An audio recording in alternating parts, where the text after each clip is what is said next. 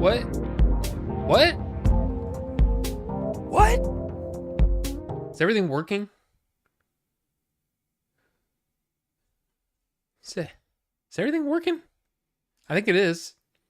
Hi. How's it going? Welcome to Order 42. I am Rob. And yeah, we've got...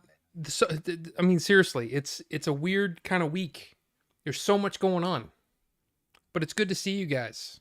I mean, look, we got Ninjinzu. Ninjinzu was number one. He was the first one in chat. And somehow Nightbot just deleted all the messages. Oh, yeah. Nightbot doesn't like the caps. When you go crazy on the caps, wow. Yeah, and I don't know. I don't know how to fix that. So everybody just chill. And don't worry, TL, I can see all of your messages. I can see all of your messages. But yeah, BPO59, which is Ricky, welcome. Bonobo Juice, I'm not sure if you're still here, but welcome. Good to see you. I mean, look. I mean, how's that? You know, we got people timed out. Nightbot is, I mean, apparently on the case. Sorry about that. But let's see. It says, who dares comment before me? Now, well, I don't know. I don't really... Wait, hold on. I don't really care all that much either. I was like the second like, by the way. Oh, the second. Thank you. I appreciate that. 12 minutes left. Hold on. I'm still going through them. I got 2 ads. That's sad. Now I want to see Rob. I'm sorry. Look, that's one of those things that I just... You can't turn off the ads anymore. You can't turn off the ads anymore. Well, see, here's the thing, TL. Look, I have to have Nightbot because Nightbot does all kinds of cool things. Like, I don't know, like this. You put an exclamation point Dave in any number of events, it'll happen. It's cool. See? You can go to his YouTube right there. You can go see Dave right now if you wanted to. And people, the viewers are dropping off. So that's probably what happened. And I didn't test Streamlabs. I'm not even logged in. That's what kind of night we're having already. Look at this. Look at this. Yes, of course. Yes.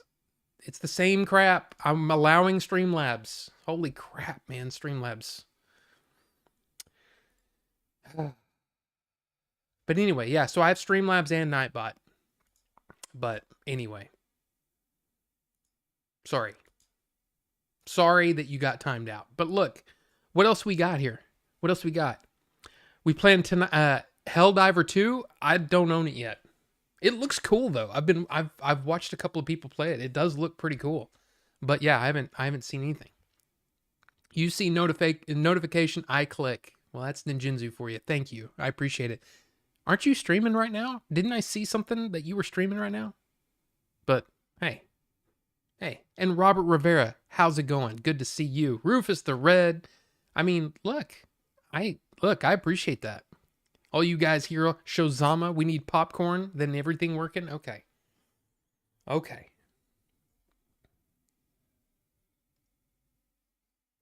And Phil Holland, welcome, sir. Yeah, we're gonna talk about this thing here in a bit. Hey, look at that. You can see my Star Wars art from Dave Dorman over there. Look at that. That's actually kind of nice. You can just see it. Darth Vader blocking a... I mean, it's not clear, but it's pretty cool. Yeah, this thing, I'm telling you, it's a thing. Just like a ninja to be first. I mean, and Cosma is here. Bucho is here. I mean, look, we got a full house. It's good to see you guys. Billy looks like he's trying to take a dump, but his knees won't let him. I mean, that's pretty much what happened. I'm pretty much, yeah. I'm pretty sure that that's what happened. But you're here to judge, BC. Welcome. Judge away. If you, I mean, I don't know if there's not much to. You have no idea. I have no idea what you just said because of an ad. TL, I'm sorry. It's the ads are just a part of YouTube now. There's no way that I can turn them off. I put it on what I thought was the lowest setting, but I don't know. I apologize. Missing Rolling Loud v. Jelly Family Basketball Game on Prime. Rolling Loud versus Jelly Family Basketball Game. I'm not sure what that is. I'm not sure. Is that a UK thing? I don't even know. I don't even know. Denizens of the Rob chat. Thank you, Pucho. It's good to have some what do you call it? It's like a proper welcome. You know, you're like that butler that answers the door and is like, may I help you, sir? That's you. I mean, except with a New Zealand accent. What? Okay. I was just sitting here making music and then I see Rob streaming 30 minutes. TL, thank you. What kind of music you making? I'd kind of like to know. I'd kind of like Denizen Washington. Yeah.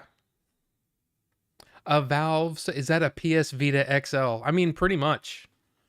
Pretty much. The Gabe Tendo, a Valve Switch. Hey, Carbonite Dreams. Good to see you too. Welcome. You don't have ads? Well, I wonder why, Ricky. Hey, look, here's the thing. Here's the thing, okay? I do this YouTube because I enjoy doing it, not because of the money that I make. I don't make a whole lot of money on YouTube. I think, I just don't. But if there is money to be made, I would like to be part of it. Do you want me to hawk, Mint Mobile and Factor 5? I mean, sure. Maybe. Why not? But I don't make that much money on YouTube. Now, yeah, I could set up a Patreon, do the member thing and all that stuff. But I'm more about just having a good time with you guys. So, and my focus right now is making sure that script is where it's supposed to be, because that's the thing. That's the goal. That's the end goal, right? But hey, it's a thing. It's a thing. So if you watch the ads, it actually helps me. It helps support me a bit. But just think of it that way. You're helping to support Rob. I mean, a tiny bit. I mean, it's like, I remember I got really upset. I guess it was about a month ago that a video I put out, I don't know, I can't remember, the view time was really low and I was really upset because I worked really hard on it or whatever. And then I'm like, look at this video. It's got a much higher view time or whatever. And I look at how much money I made. 79 cents. So yeah, it's kind of hard for me to get really angry at, low view time or any of the YouTube crap. I just stopped playing the game. And I'm going to do what I want to do. If I want to put out shorts, I'm going to put out shorts. If I want to put out a review, I'll put out a review. Like right now, it's been really dry on new stuff. So that's the reason. But things are about to get nuts starting tomorrow. So there you go. Sup, Robert. Ooh, another proper, very formal. I like it. I mean, it's my name. But I don't really care. I mean, you call me what you want. You can call me any bad name you want.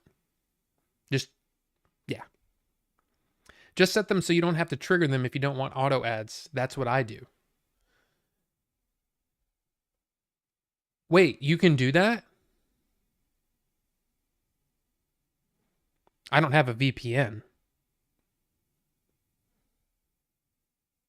Oh. If you don't want ads as a viewer, you get paid, Wraith, welcome. Tommy Markle Jr. How's it going? Am I friends with Eric? Yes. I mean, I'll be honest with you. I mean, I've hung out with him on a number of occasions, and I did a movie with him, worked with him on the movie. But yeah, I mean, yeah, I'm friends with Eric. I mean, I'm not like best friends. I mean, I don't think neither one of us would call each other our, best friends, but yeah, we're friendly.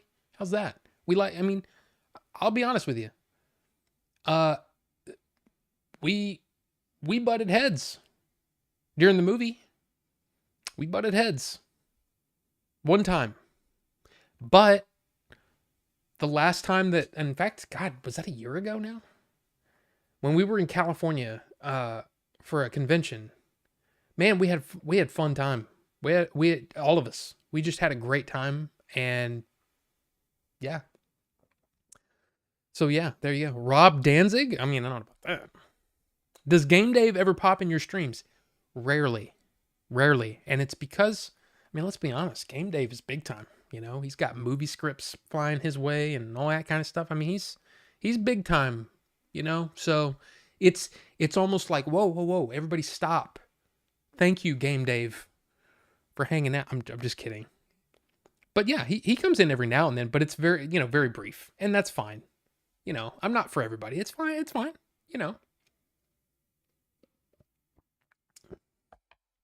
But I didn't know about the auto ads, Rufus. I'd be interested to know more if that's an actual thing. Cuz, yeah. Oh no, it's all American, some iffy league called Overtime Elite. Never a VS PETA. This is a VS PETA right here. I was making, you love it? What do you love, Robert? I'm sure you're talking about the... Oh, sup, Robert Rivera. Gotcha. Sorry. You weren't talking to me. That's fine. That's fine. I mean, my name's Robert too. I was making some junky XL type music. So basically like orchestral music blended with electronic music. Cool if I do say so myself. Hey, that sounds cool. If you have anything to share, we have a thing in the Discord, which I believe you're a member of, right? You're in there. You can post it if you want. I'm no pressure. No pressure. I mean, if you're anything like me, you've got to craft it. You've got to, you know what I mean? It's a process, and you don't want to just share right away. I get that. I totally get that. But if you do, there's a place. There's a place for some feedback. So there you go. I'm at work. I don't have YouTube Premium here. Gotcha. Like. I appreciate that, Ninjutsu.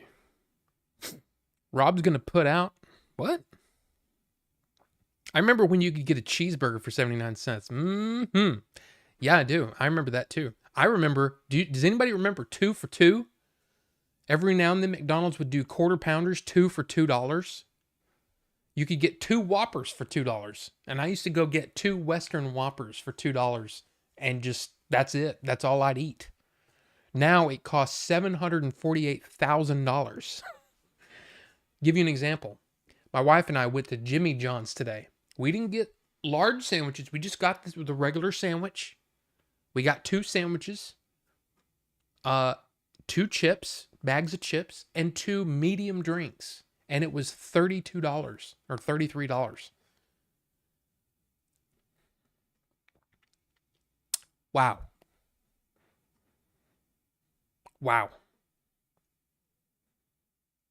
79 cents. You get paid. I mean, like I said, man, it's very small. And I like when I see these people like April, right? She was ranting the other day about, she goes, we pay for YouTube Premium so we don't have to watch ads. Now what do? They put ads in the middle of their videos. And I'm like, yeah, but that's a sponsorship. That's the video is being sponsored. It's a different thing. Yeah, but I don't want to watch ads. I get that. But watching those ads, it's I mean, you could argue that there in fact there are some YouTubers that actually do chapters so that you can skip right past the ad if you want. It's a sponsored deal. I mean, I have no problem with that. So I don't know. The ads thing is it's a touchy subject. Yes, sir, you can do that when you set up the stream. No, if you don't want to have ads as a streamer. Really? Okay. So maybe I'm just an idiot and didn't know that you could do that. Interesting. I get the feeling Eric is an acquaintance, nothing more. I mean, he is, but he's, we worked on the movie together, But at the same time, we've hung out on multiple occasions. And there's been many occasions where, he'll ask me something, I'll ask him something, you know, little comments back and messages back and forth. But it's he's not my best friend or anything. But yeah, like I said, I would say we're friendly. Yeah. I might come to the Retropalooza 4, and he said I can hang out and go to dinner for burgers. You can come too. Dude, I'm totally down. Which Retropalooza? The Houston? When is that? I basically just jump when I'm asked. And I also feel like I've gotten this weird feeling that when it comes to like the Game Chasers podcast thing, every time I've seen me, it's like I feel like I've been really low energy, and I don't know what that is. I don't know why. And maybe it's just because it's Sunday and I stayed up late the night before or whatever. I don't know. But I don't know. Or I should just stay out of the way and it's their channel. Let them do their thing, which is what I try to do anyway. I don't know. But yes, I would love to go for burgers. Freddy's? Down for Freddy's? Let's do Freddy's. Or whatever. I don't care. Love the thing you got. Yeah, dude. It is amazing. And yeah, that's Halls of Torment. I just bought it and played 20 minutes of it. And I got to say, I'm liking it more than Vampire Survivors. I know. I have Vampire Survivors on my Switch, on my Xbox, of course, because it's on Game Pass, and my iPad. And I think Halls of Torment, so far, is more fun. But we'll see. We'll see what happens. We'll get into the Steam Deck in a minute. I got to get caught up here. Holy crap. And Rachel is here. Welcome. Good to see you. Yeah, I'll share once I'm done with the first part. Well opening, I guess. I was thinking of getting a Steven Slate Audio Raven MTI2. I have no idea what that means. What is that? Here, let me look. Holy crap. That's a thing.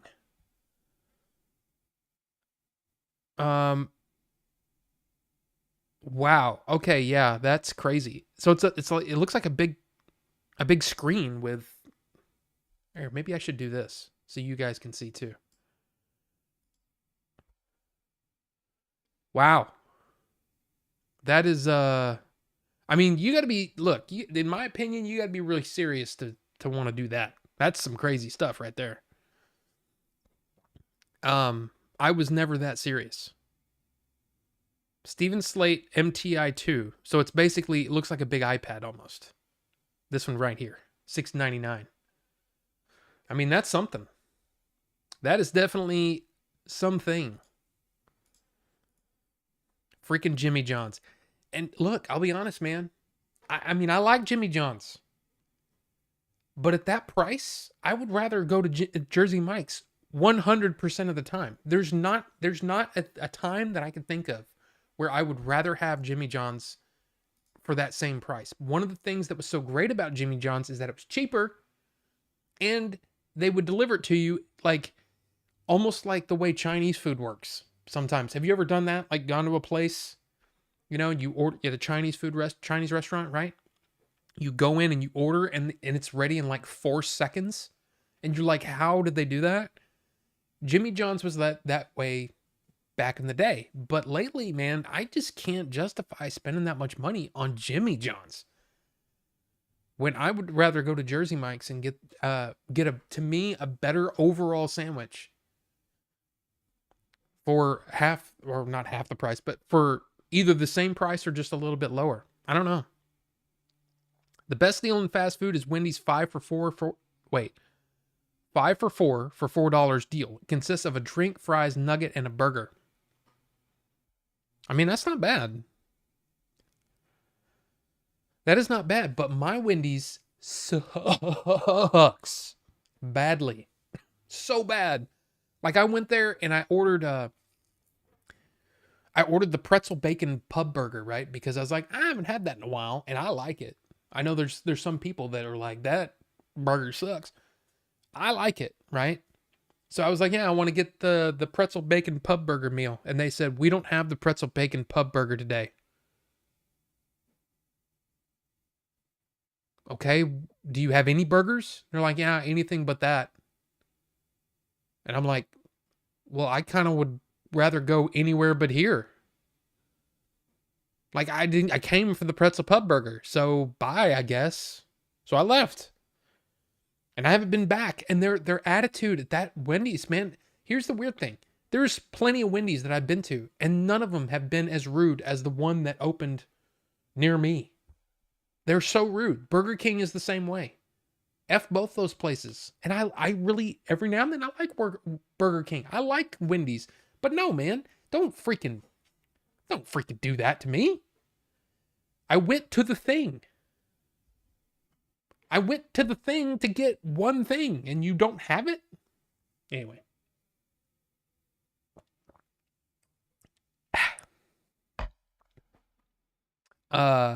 Do you remember soft tacos at Taco Bell were 49 cents and hard tacos were 59 cents?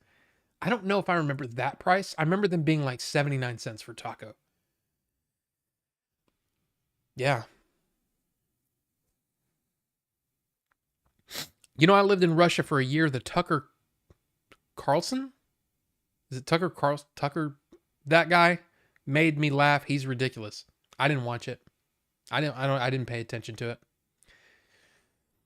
Same reason why I probably won't watch the Civil War movie that's coming out in April. I'm sorry, I don't.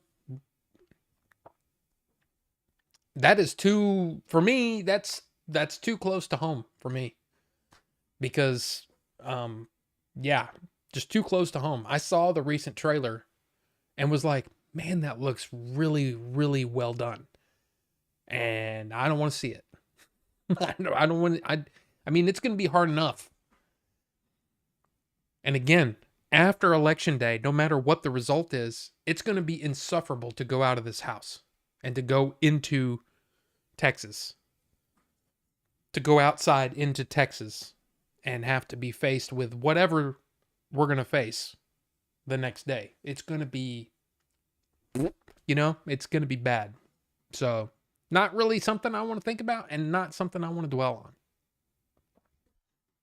I don't know. That's just me. Sponsorships don't bother me half as much as some dumb progressive ad killing my brain cells. I mean, that's a thing. 8-Bit Eric, yes. 8-Bit Eric. How am I so far behind? I'm so far behind. Rachel, hi. I said hi. Can't hang out on Eric's stream without arguing with him. He's stubborn AF and a victim of Dunning-Kruger. I don't know who that is. I don't pay attention to the news, or when I hear people, I tune out or go away. So, which is also why like anytime, every now and then something will come up with the boys, and I'm just quiet. I look out the window. I look at things. Oh, look at those trees over there. Yeah, look at that guy. He dropped a pile of hand grenades. More interesting. I just don't care. I don't care. There's nothing I can do, and all it does is make me mad. So it's not worth my energy. Houston is in May, I believe. May. Okay. Yes. For me, the Game Chasers are more of an acquaintance, but Rob and Jim I consider friends because we talk a lot more. Well, thank you, Ricky. I appreciate that. That's something I haven't done in a while, is gone over and hung out on Jim's stream. But then again, I haven't hung out on anybody's stream except Dave lately, because Dave is at a reasonable hour on Thursdays. It's like Thursday at 8 o'clock is like perfect. Okay, I don't have anything going on, cool, let's hang out. But Jim does it like on Monday at like what time, like 6, 5, 6. It's that busy on Mondays. Mondays are busy because April's just gotten home from work, cooking dinner, or I'm going to the grocery store to pick up groceries. There's all kinds of things.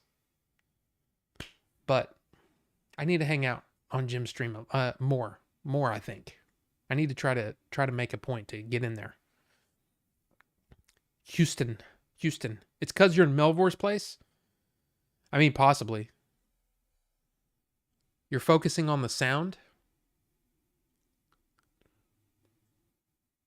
I don't know what that was in reference. I mean, that was like 45 minutes ago. So I'm way behind, if you can tell. Like, bro, I'm new and was a member, and he would just argue with anything I say. I don't get it. Oh, well.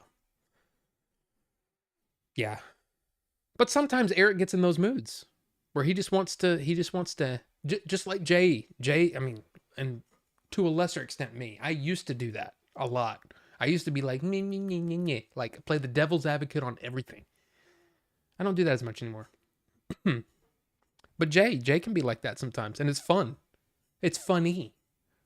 And sometimes it's just like, you know? Love the thing you got. Sounds like some Crosby, Stills, and Nash song. Yeah, it kind of does. It kind of does. Man, I need to get caught up so we can talk about the Steam Deck. Okay, wait.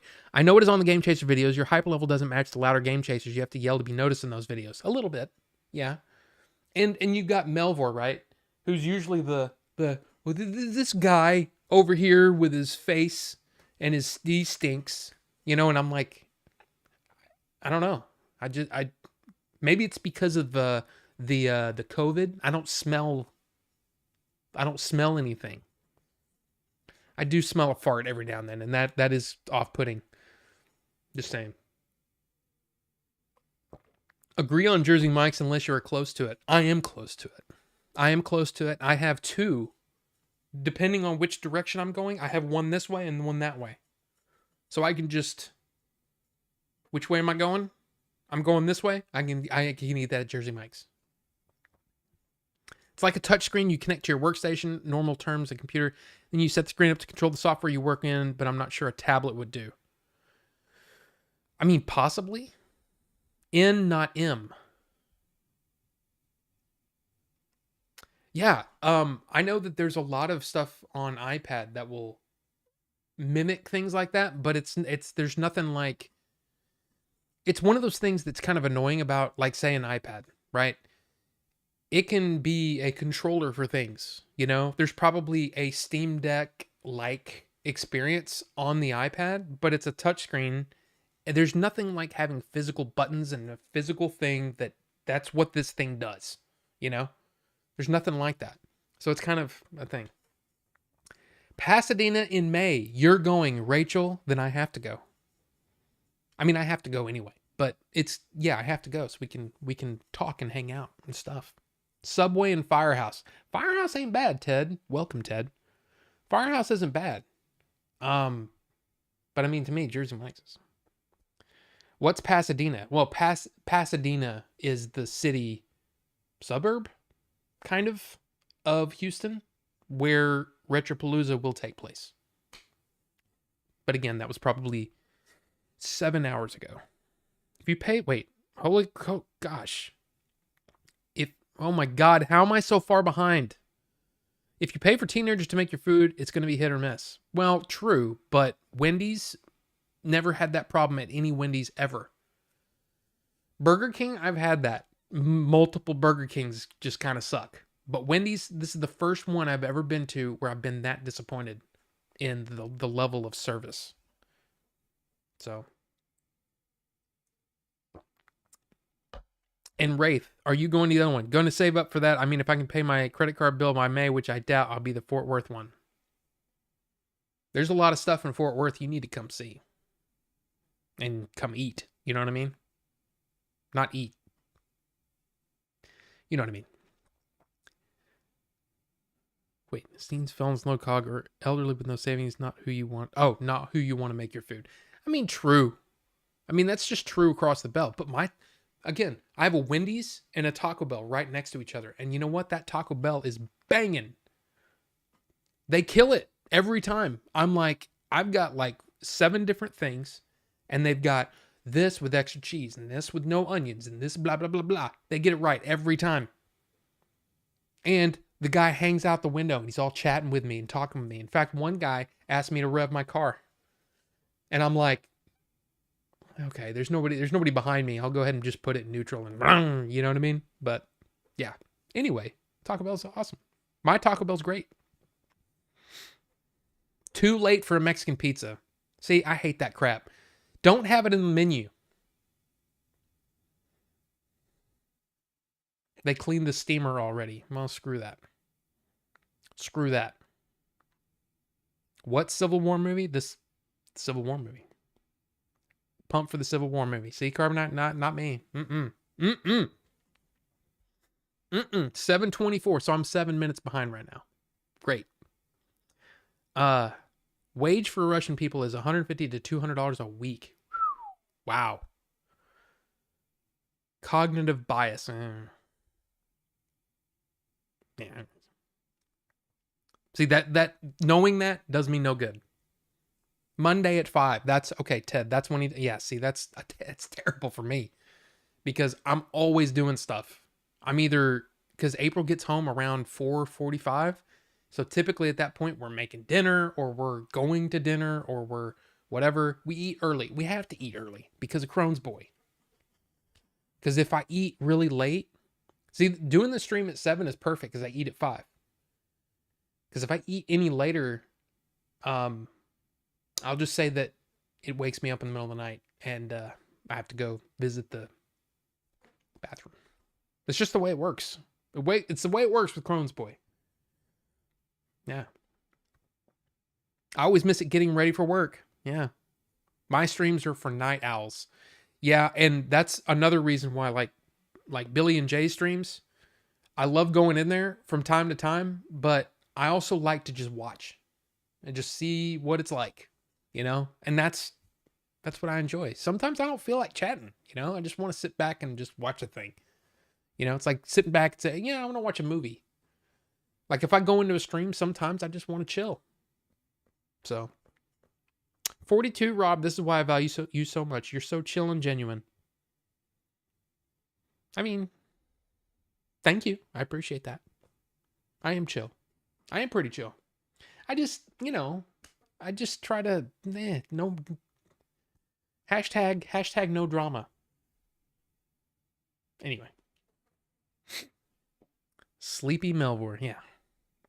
If you say yes, I'm getting an Elgato Steam Deck XL to make shortcuts my DAW, aka music production software. I don't see, that's the thing, is I don't know what that would do for that. I'm sure that it would definitely it would definitely help with like some sort of editing, but see, there you go. Rufus has a Steam Deck and XL foot pedal. Do it. See? I like my Steam Deck, but I literally only use it for the stream. So I can beep and beep and beep, That's what I use it for. That's it. That's it. Eric is amazing for it to please talking bad. Oh. Define talking bad. It's fine. Look, the thing is, we all know it. Anybody that knows Eric knows that he's one of those people that every now and then he just like, you know what? I think I want to start a fight today. It's just the way it is. I'm going to get on his nerves. I used to do see, that's the thing. I used to do the exact same thing to Jay all the time. All the time. And I would go right up to that point. Like, here's okay, you cross this line, he's going to start getting angry, right? And you can see him start to get angry. I would do it all the way like this, and then I would put a toe over the line, and then I'd be like, okay, I'm done. It's just the way it worked. I used to do that all the time. But I've chilled out in my old age. I like Jason's Deli for sandwich and salad bar. Also, cone of ice cream at the end if I'm going to sit down instead of to go.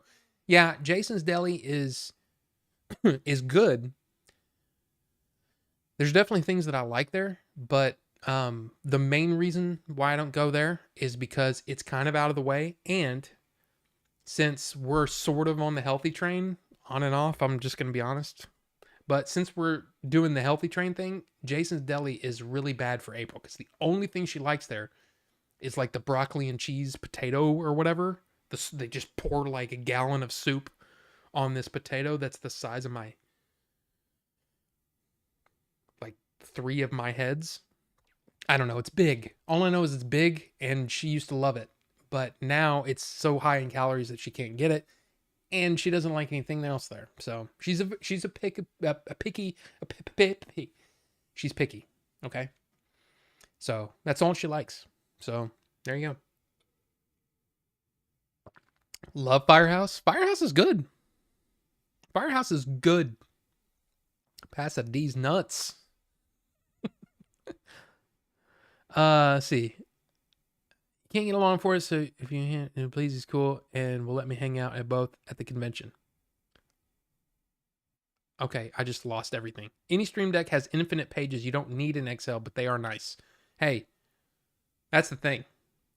Yeah, you have multiple pages, and you can just... It is nice. I have just the regular one. The 3x5. 3x5. About that big. That's what I have, and it works great.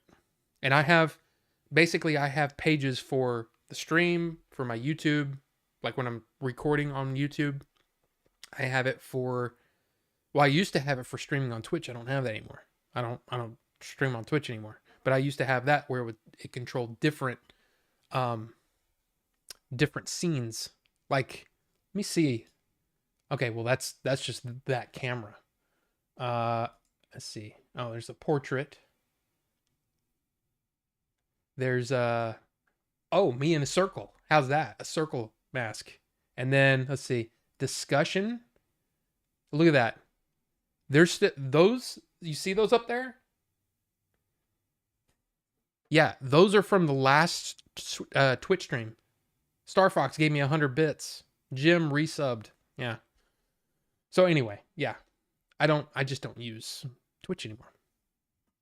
But there you go. Rob is 5,000 years behind the chat. I know it. I would like Konami to release Police Knots and Snatcher in a double pack on all consoles. Classic games. I don't know either one of those. If you are not there at Retropalooza, I promise you my trip is ruined. Just saying. Oh, I'll be there. You can just turn any extra keyboard into a Steam Deck without screens. Tons of code out there for it. Oh, right. Yeah. That's actually kind of cool. I didn't know that. I had to Google Civil War movie. No idea this was a thing. Yeah, A24 movie coming out in April. I mean, like I said, it looks good. It's just not for me. I don't like my movies to be that topical and political and just scary because, I've been in situations in Texas where I was literally scared for my life. Now it's not much. It's nothing compared to any crime. It's more about just the feeling, the kind of uneasiness and then there was the one time recently when Billy and I almost got jumped trying to film reshoots for a video game movie. But there you go. Sleep way better if I got me all digestions digested before I lay me down head to rest. Hey, Bucho, that is true. But it's considering I only have 4 inches, things just move on through. There's no train. What do you call it? The train car effect, where it's like a meal and then a meal and then a meal, and you just kind of hold all that until it's like, yeah, I kind of poop. No, not for me. I got 4 hours. So usually at about, 4 to 6 hours. It's just the way it works for me. But there you go. Why are we talking about this? That's not cool. Purely, I want the Steam... Dude, get the Steam Deck. If you want the Steam Deck, get it. Stream Deck. I wonder how many times I'm going to do that tonight. Because I have a Steam Deck and a Stream Deck. My keyboard sucks. I literally pressed R with so much force, yet it still didn't register. All right, I'm going to do it, Rufus. Do it. I can't promise I can spell. I didn't know it had pages. Then I'm going to get the normal one as that's cheaper. Yeah. I mean, you can definitely do that. Again, I get it. There's definitely been times when I'm like, man, I wish I had another row. But all I do is now before the stream, if there's anything special that I want to do, I just set that up beforehand, and it's so quick to set up that it's not that big of a deal. But there you go. And the more you do, like especially OBS, the more you do in OBS, the better, the quicker you get. You go, I want this to look like this, and I want this thing to see, like my fade outs and all that, or not fade outs, but you know what I mean. The little wipe, like that's not a wipe, right? But like that's a wipe. You see that? That's a wipe. I like it. I have my standard Stream Deck standing vertical next to my XL. The XL is worth it. You need to dedicate buttons to switch pages. Yes, sir. I'm not sure what you're saying, yes, sir, Robert, too, but yes, sir. I like you in the circle. Looks like you're closing a Looney Tunes cartoon. Yeah, I don't have any of those. I just have that one, and that was for one stream, I think, when I did the or maybe two, when I was doing sound editing stuff. But oops, you said Stream Deck. I read Steam Deck many times. I've done that both times, both ways. Somebody's gonna clip that, I'm sure. Oh yeah, I do it both ways. Went to Harris County Smokehouse in Houston the other day. Set up kind of like Saltgrass, but better barbecue, as well as chicken fried steak and burgers. Plus, they serve breakfast all day. I'm speaking of all of that. I'm a little peeved. I'm just gonna say this isn't one of those things where, oh my God, Rob and Jay are feuding. No, but I'm a little perturbed at old Shady Jay with his, oh, I'm gonna go to Sickies. You know, Sickies is like 20 minutes from me. Not even that. I could have met him at Sickies and had Sickies. Sickies is brand new over here. Or I don't know if it's brand new. I don't know how long it's been there. But yeah, freaking dude in my part of town. Didn't even call me. Not a text, nothing. Eating at a new place that I know that I would like. It's got burgers and dogs and all kinds of crap. Yeah. Just a little bit. Just a little bit. Little disappointed, I'll say. Because I would have liked to have gone. But there you go. Advert for Paradise Sound Holidays in North Cyprus advert. And back. Okay. North Cyprus. Interesting. Police Knots and Snatcher would be so rad to see. I have Snatcher on Sega CD on my Wii, light gun and controller support, and Police Knots in English on my PSX classes. I would love a modern release. Again, don't know anything about those. I have a Wii I never use, and Snatcher ROM. How do you get on this on the Wii? Letter bomb hack via what? SD card slot. Okay. I feel like I'm watching Star Wars now. Oh, because of the wipes. I love the wipes. I think they're cool. I love those new I don't like the because that's too much like Star Wars, and I don't want to do that. I like the wipes. Soft modding is easy AF. I don't have a lot of friends, so I'll hang out with Eric at the Retro Palooza most of the day. Sounds good to me. Sounds good to me, Tommy. It's so worth it. You can use the SNES and NES classic controllers now with the Wii too. Just done a search on YouTube. Plenty of guides. Cheers. Chicken fried steak. Oh, man, I've had chicken fried steak recently. It was really good. Really tasty. Honestly, I hate politics. I'm right there with you. I can't stand it. Guns 7469. Little bit. How's it going? Good to see you. Have you been here before? I'm not sure I've seen you before, but good to see you. You did say you would get him almost to be angry. Maybe he still has that impression and want to eat without that. Maybe you need to hash it out with him. Maybe we need to fight it out. He keeps calling me unathletic. Maybe I need to show him. Huh? I'm really not athletic. I mean, I'm working on it. You know, we went hiking this morning. In fact, look at this. Look at this beautiful picture that I took this morning, went hiking next to a lake. Awesome. It's beautiful. It was a beautiful morning. It started to get hot. It got up to 80 almost 80 degrees here today, but it was actually pretty chilly when we started because it was pretty early this morning. But yeah, I'm getting there. I got to get my endurance up, you know. I gotta yeah. We did 3 miles on a moderate trail. We're getting there. I have the wireless fighting commander for SNES Classic by Hori. Works great as a Wii controller, wireless and all. Lumia wipe. Hating politics is in fact politics.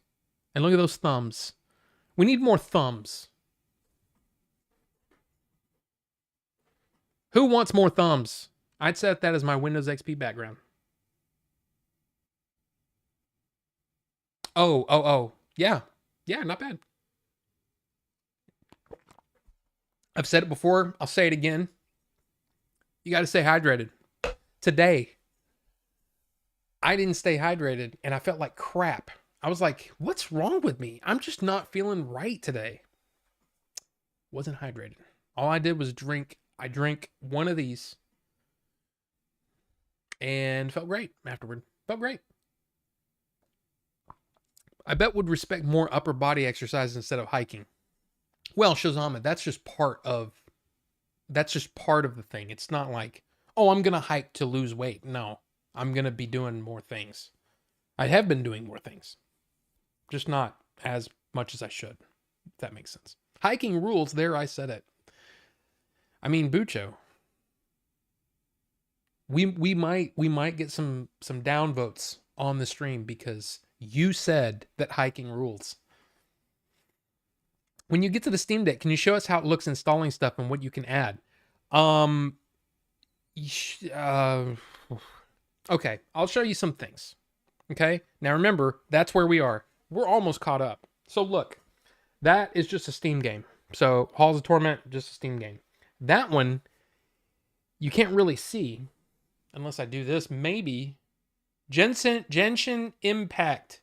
Here's the thing. I don't know anything about it, but it's beautiful. It is absolutely gorgeous on this screen. The OLED. This is the mid-grade OLED. It looks insane. I haven't really played more than 3 minutes of it. I was like, wow, that looks really good. And then I'm gonna get into it. It's a free to play game. Not, what do you call it? It's not made for the Steam Deck. So you kind of have to go into a thing called desktop mode, which I'll show you. So you go down to, and I'm still getting used to this. Go down to power and then switch to desktop, which you can't see. Okay? And it switches from a console-like experience to a Linux desktop because it's Linux based, right? And you have to do all this crap over here.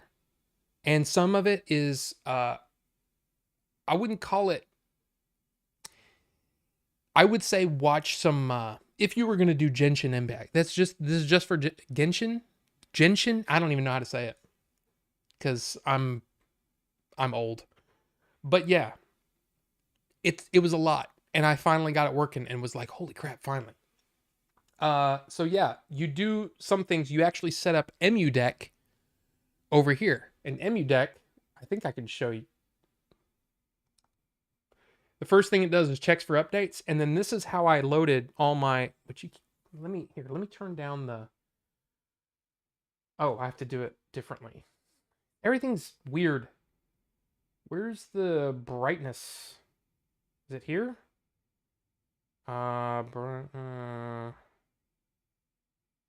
Display and monitor? No. Where's the brightness on desktop mode?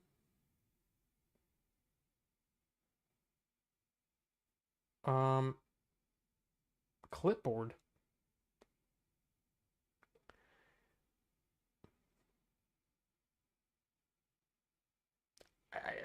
I don't know. I don't remember where it is. I bet somebody's probably going, oh, it's over here. Oh my God. Anyway, doesn't matter. Let me close this. This is where you do all your emulation stuff. So you set up, your emulators and all that stuff. EmuDeck is really awesome. Again, you want to learn about Steam Deck and how things work. Watch Retro Game Core, and it's actually spelled Retro Game Corps. Core like Marine Corps, other core. I don't even know any other core, but anyway, yeah. So yeah, I would highly recommend going there and watching some of those videos. YouTube is your friend on this. I did all this. So here's the thing. Let me close out of this and let me get back to regular Steam. Here's what I've done so far. So when you say return to Steam or return to gaming mode, it basically restarts it into the console version of Steam. Sometime today. Come on. You can do it. I believe in you. There it goes. And boom, we're back in. So then, I go over here to Emulation Station. And Emulation Station is freaking awesome for this. So there you go. I've got my arcade games, my TurboGrafx 16 games, Nintendo DS, Entertainment System, Game Boy Advance, GameCube, Nintendo Wii U, Genesis, Saturn, Neo Geo, PlayStation 2, PSP. And I got to be honest, man, I'm really blown away by how well it does things. Like, it's really, really good. But here's the thing. The next thing you have to do is once you get your games in there. And you know what? Here, let me, I can actually turn down the brightness here. Okay, wait. Let me turn this down because that's annoying. But what's cool is, can you see that? Oh, that is better. So when you go down, you've got it set up where it's got a really, really nice UI. The box art, the screenshot, and then when you hold it there, it'll play a little video of the game you're wanting. That's awesome. So I did that for all of the systems that I have. So I have some 64 in there, some DS. I honestly have not played very many games. It's been mostly setting things up. But here's another thing.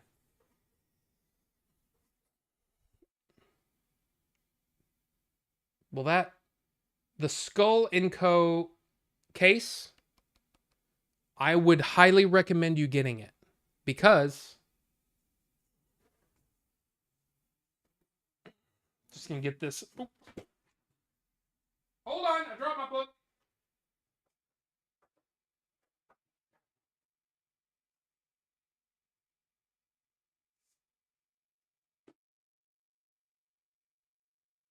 Because this is why you have this case, okay?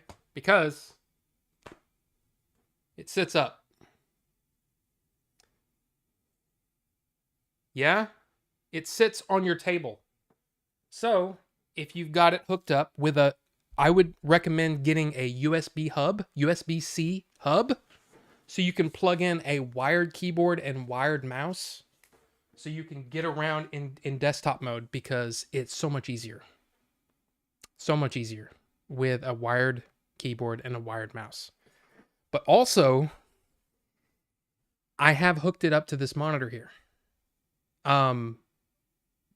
Not right now because we're streaming, but in theory, I could probably set this up to where we could stream games from the Steam Deck. Stream games?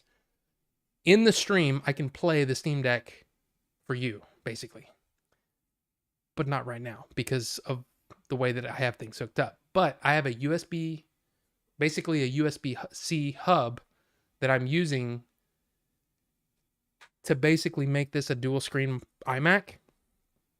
I can unhook that, plug it in here, and use it as a stream thing. But it's awesome. It's really really awesome. It was really really nice. But I would highly recommend getting a USB-C hub. I would also recommend, this is another thing I bought that I didn't know I was going to buy. Where did it go? There it is. My desk is so messy right now because of all the crap I've been doing. I got a USB-C thumb drive to put my games on. It's only 128 gig, but trust me, I don't need that many games. And then of course, so it's basically an amazing, some of the best emulation that I've ever used, and it can play current games, you know? And no, it's not going to be able to play Cyberpunk at 4K or whatever, but it looks awesome. I mean, everything I've played on here just looks insane. You would think that because it's so damn big that it would be uncomfortable. It's not. This case just makes things it's just the right amount of perfect. And the great thing about this case also, not only does it stand up, right? So you can see the screen while you're doing stuff, but it fits in the case that they give you. So the case that comes with the Steam Deck, yeah, this grip fits it. It's awesome. I would have liked the what was it, the Steam Deck that was the higher model, but with the clear case. But honestly, this is fine for me. I don't need any colors. I don't need any what do you call them, skins or anything like that. I love the way this looks. I love the way it feels. I love the way that I didn't think that I would like these thumb pads. I really like them. It's great. There is some, definitely, if you want to do some of the stuff that's outside of Steam, for example, emulation, Genshin Impact, anything like that, you're going to have to fiddle. It's just part of the deal. But it's pretty awesome. I'll tell you, the Genshin Impact one pissed me off multiple times. I was angry. Oh, I also have Game Pass on here. That's another thing that you have to do. If you have Game Pass, which I do, you can stream. You can't load Xbox games on here, but you can stream onto this. In fact, you want to see if it works? Let's see if it works. Okay, let me get out of this. And here's the thing. I don't know how to get around very well in the Steam thing yet, but I'll get there.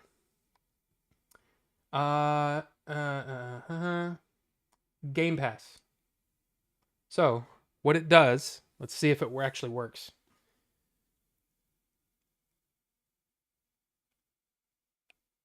It's basically opening the Edge browser, and it has to be the Edge browser. It can't be anything else, but it opens up the Edge browser with that as the home page. I'm in. I'm on Game Pass. So if I want to play Shredder's Revenge, controller not detected. Oh. We're not going to mess with that. This is how, hopefully it'll work.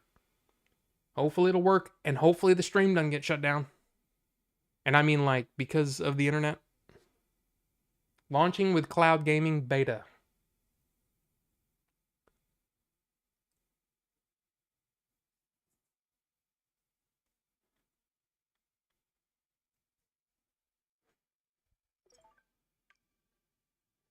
Bam, it's working.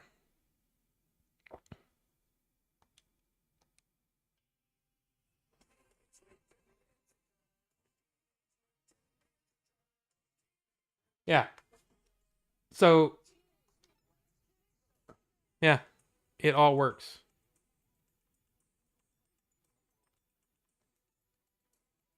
Continue. I'm not very far. Yeah.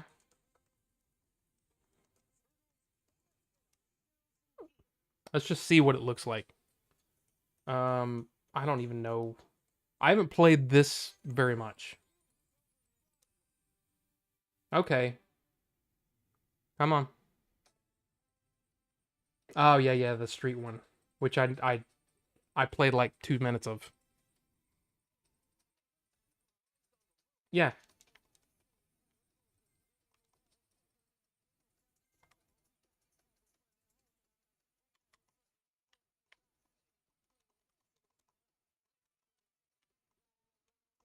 Okay, come on. We got one. Can you see that okay?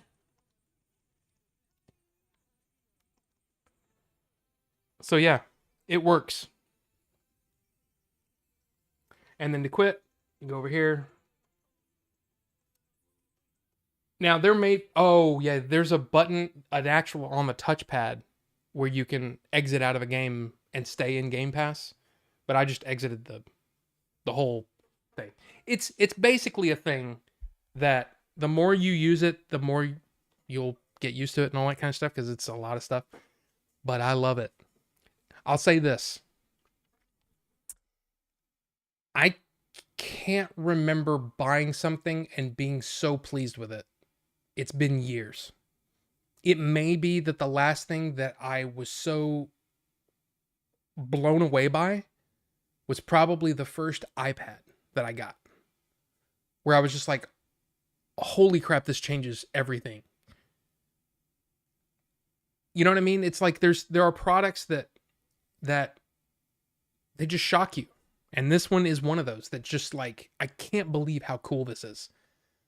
To have all the emulated games in my hand, just like the Retroid was.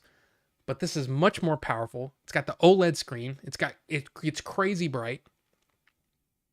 And I can play current games from Steam. It's awesome. So I'm just going to say, yeah, this is my favorite purchase in a very, very, very long time. And it's awesome. Awesome. Okay, wait a minute. Is the OG Tomb Raider new? I mean, it's, yeah, the remastered version. Yeah, it's on here. In Steam, you can just buy it and then you get it. It's awesome. But wait a minute. I'm way back. So is that your Steam library? Yes. Now, I'll be honest, I don't have a lot of Steam games, and it's because I bought a Humble collection.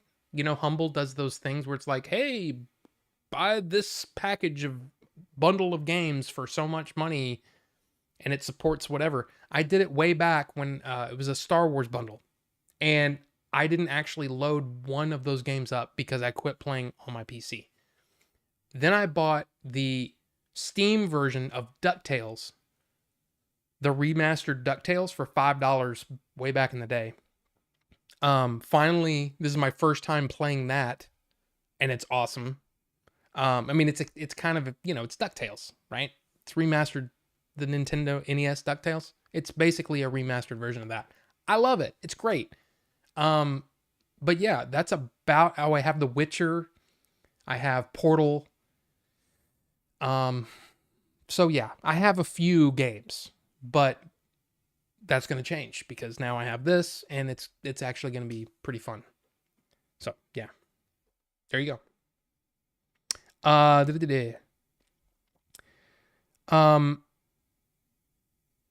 Good old games. Yes, absolutely. And yeah, installing stuff is, if you're buying just Steam games, it's easy peasy. I mean, it's just like any sort of online purchase. You know what I mean? You buy the thing, you check out, and then you can install it from there. Other than that, like I said, depending on what you're adding, it can get kind of hairy. But again, so many different YouTube channels have done, or there's a whole thing on Steam Deck emulation on Retro Game Core. That's what I used. And then I looked up how to do the Genshin Impact thing just because I was like, I just want to see if I can do it. And you should have seen, I mean, I have a USB. I can't even show it to you because it's all under things. There's so much crap on my desk right now. But it's an old USB hub from like 2005. I mean, if I showed it to you, you'd be like, wow, that is old.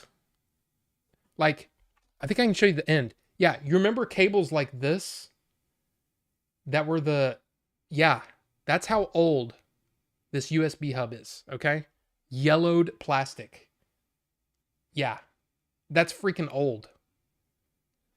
Yeah, that's how old this USB hub is. But I needed a USB hub so I could plug in multiple things into this anyway. Yeah, if you can get one of those port replicators, like, the newer laptops that use USB-C, they have port replicators that have SD card slots. Um, they have another USB-C, which would be nice because because of the way I had things hooked up in here, I couldn't charge the Steam Deck while I had it hooked to the monitor. So it would, the battery was draining. I'm like, okay, I gotta hurry. Yeah, it would make life simpler if you got one of those. It's basically a port replicator for USB-C. So you can plug in a standard thumb drive instead of having to buy a USB-C one. Here's the thing, forgot I had a hub. So that's why I bought a USB-C. It's ridiculous. It's ridiculous how much filling around with crap that I had to do because I couldn't remember that I actually had things. Yeah. But it was, dude, it's awesome. It's one of the best, like I said, one of the best purchases I've made in years. So much fun. Now it's actually, I'm to the point now where now I'm just cleaning up stuff and making it more console like, I guess. So yeah, it's pretty cool. Okay. Knights of Old. It's been a while. Sorry. It's been a while since you said anything, and I know I'm way behind. So we're going to get caught up. But Knights of Old. Boss says to do it this way. I say I don't agree, but okay, then Boss seems mad. Why should I be all happy to change it to his way? I guess it depends on the situation. But in many cases, management forgets how to do things the right way. Or they think, well, we always did it this way. I'm like, okay, well, that's why we're always going to suck, is because nobody thinks outside the box anymore. You know how many times one of the places that I worked, I got to the point where I'm like, okay, I'm not going to talk in meetings anymore because it hurts my feelings when everybody ignores what I'm saying. And number two, why would it waste energy? It's literally like politics for me. It was like, why waste energy? Because nobody listens to anything I have to say. They'll go, oh, that's a really good idea, but let's go ahead and do it the old shitty way. Okay, then why should I talk? Why should I speak up? And you know what? My manager actually got onto me for it. And I said, well, why should I come up with any ideas if no one's going to listen to me? I must be an idiot. So why would I want to speak up? And I got labeled as having a bad attitude. But yeah, it depends on the situation. If the boss actually knows, then yeah, maybe try it. I don't know if that's what you're actually talking about. Anyway, I recommend getting a Fitbit to track your hiking and to set goals each week/month. BC, I have an Apple Watch that I don't wear most of the time, but I do when I'm hiking, and it does track those things. Really what we're focused on is, here's the other thing. I got to tell you, in June, April and I are going to Yellowstone to hike. And one of the trails is 9 miles. Yeah, so we're going to be hiking a lot to get our endurance up to do that. Of course, I want to lose weight for the movie. I don't want to look dumpy if we're going to make this movie. I don't know when we're going to make this movie, but I need to not be dumpy for the movie. But yeah, we're going to Yellowstone hiking in June, 9 miles. So yeah, that's part of it. And I'm keeping track of mine. April's keeping track of hers. Yeah, but thank you that's absolutely a great idea for anybody that's trying to do anything. Get one of those trackers trackers. Yeah. My Apple Watch does all kinds of stuff that I barely look at. But yeah, it was really interesting to see my heart rate because at the end we were going up this hill and I was in front. Usually I'll let April set the pace so she's in front of me. She's shorter than me, right? She's like 5'4". I'm 5'10" on a good day. I don't know. So yeah, my strides are larger than hers, so I like to let her set the pace, right? Well, I was in front and I knew she was behind me. I just said, I'm going up this hill. And it's one of those things where I like to keep the same pace as like when I was walking. So I got to the top of the hill. My heart rate was 179. That's high for me. So yeah, but yeah. Anyway, just finished the Hobbit trilogy. Now I want to rewatch Lord of the Rings, even though I just watched Return of the King a week ago.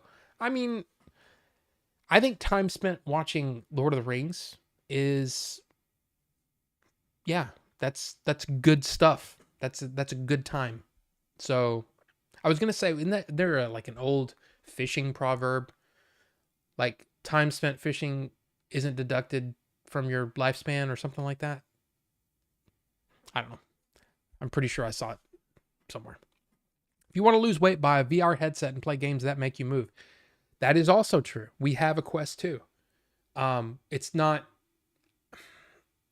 my thing is that I can't stand, like I can play like Beat Saber for 20 minutes.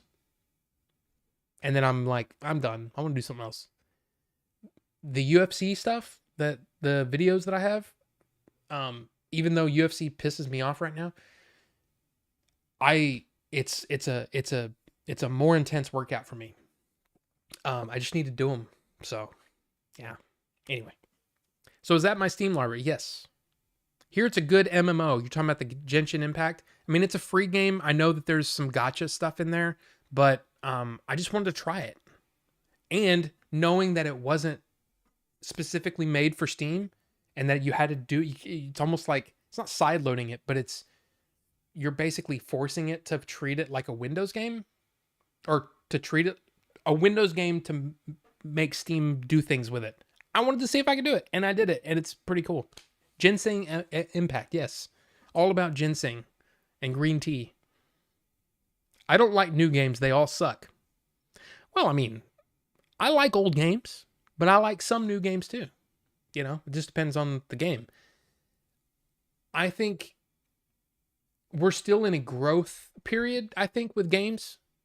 But I think in the last couple of years, they've really gotten to where they're telling good stories, which it's made, Hollywood kind of look at video games as like, wow, I mean, they're doing some amazing things over there. But video games aren't movies. I mean, it kind of, in a way, it's almost like video games are trying to be more like movies, and I'm like, just have a fun game, Because if the repetition of doing whatever game it is, whether it's an RPG or a first person shooter or whatever, you're doing the same thing pretty much over and over.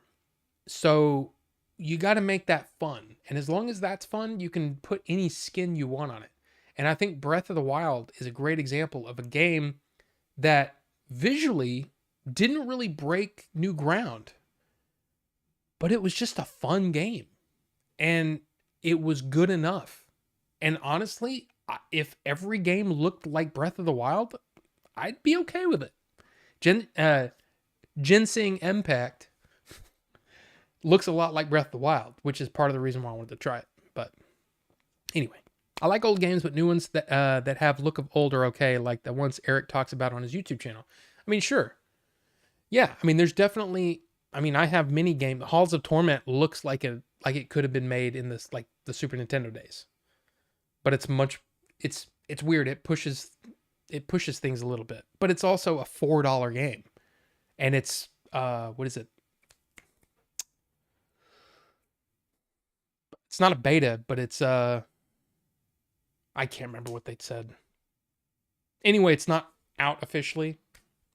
But yeah. I get what you're saying though. New games that have that retro feel, I get it. But again, it's more about having it's that gameplay loop has to be fun, You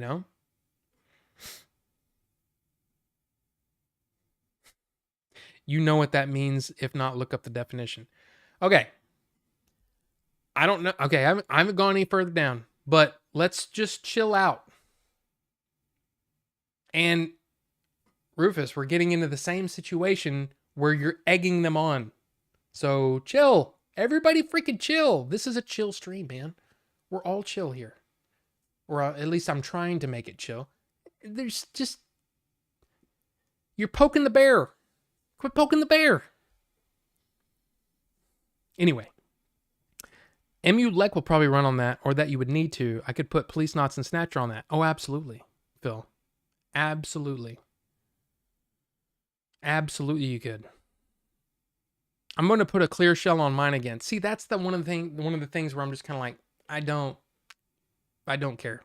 I don't care about the look of it. I want it to do things. But I was like really like, I want to get this and I want to get that, I don't care about that. I'm more at this point, I'm to the point I've only had like, I got what, Friday? I didn't start setting it up until Saturday night. Or Thursday when I got it. I don't know when I got it. Friday, I think. But I started setting it up Saturday night and basically did a couple things and was just like, I don't have time for this right now. And then Sunday, I spent some time. And then yesterday was like hardcore, let's try to figure this out. But yeah. Yeah, all you need is MU deck. Yeah. The next thing you do after you get your games in there is play them. Exactly. Right. So I'd like to actually start playing some games. Finally got my laptop set up with RetroArch. Yeah, RetroArch is cool. Is it RetroArch or RetroArch? Like, to me, I think of it as like arc and like there's arch enemy. For some reason, I was thinking that the H was silent. Maybe I'm wrong.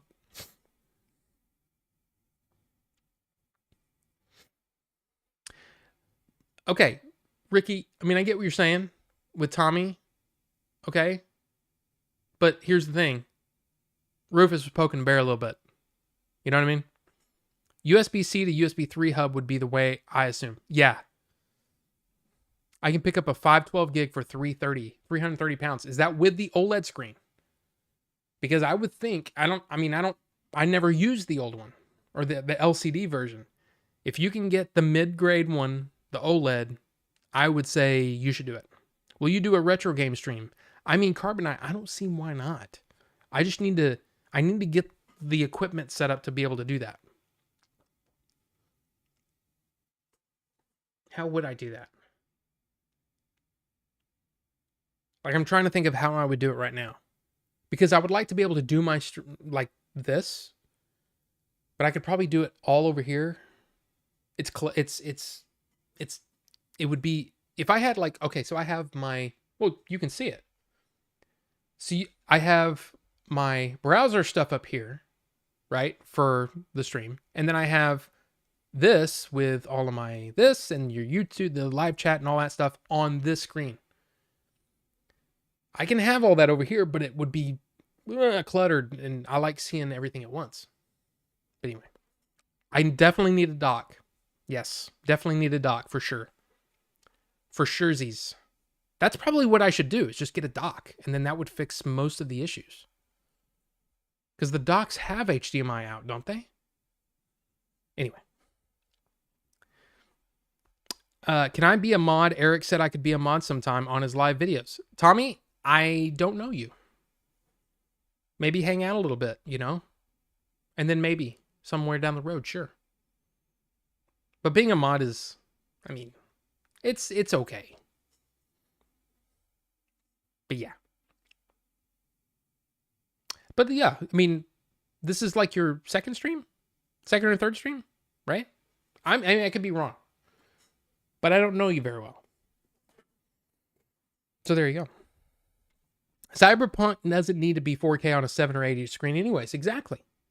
So it runs really, really well on here. I don't know. I haven't tried Cyberpunk on it. But everything I've played so far has been like, man, this is awesome. I was red flagged and ignoring all that. Something isn't right. No shirt. They have no shirt. Not sure.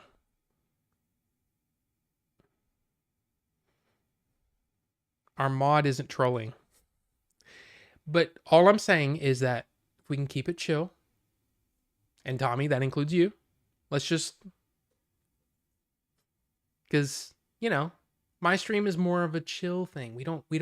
I don't need arguing going on, especially if I'm reading it. Rad, it's running so smooth in cloud mode. Dude, it runs great in cloud mode. Like so far, everything I've tried a couple of different games, I was like, wow, this is running really well. And as I said, here, let me just, while we're sitting here, I'll pull this up while we're doing this, because Genshin Impact, when it first starts up, it takes a bit. Oh, let me show you. So it loads up like it's a web page, or it's just its own launcher. So I hit launch, and this takes a while, and this is just the way it works. But this is the one where I had to load. I had to do some things. I had to install it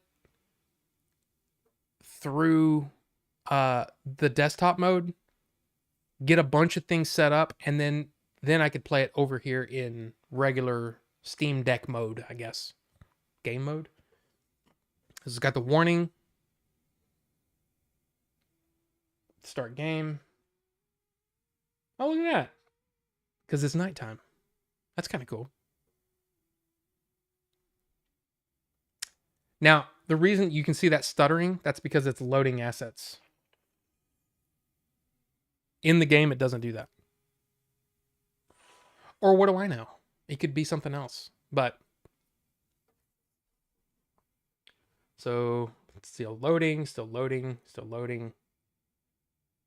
Progress bar in the middle. That hasn't, there you go. It's starting. Ginseng Impact, everybody. This is like literally the first part of the game. But you can see how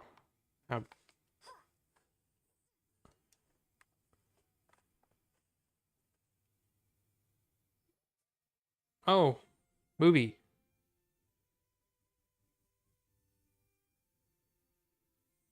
I mean, it's very Breath of the Wild. Oh, look, Genshin Impact, the title screen.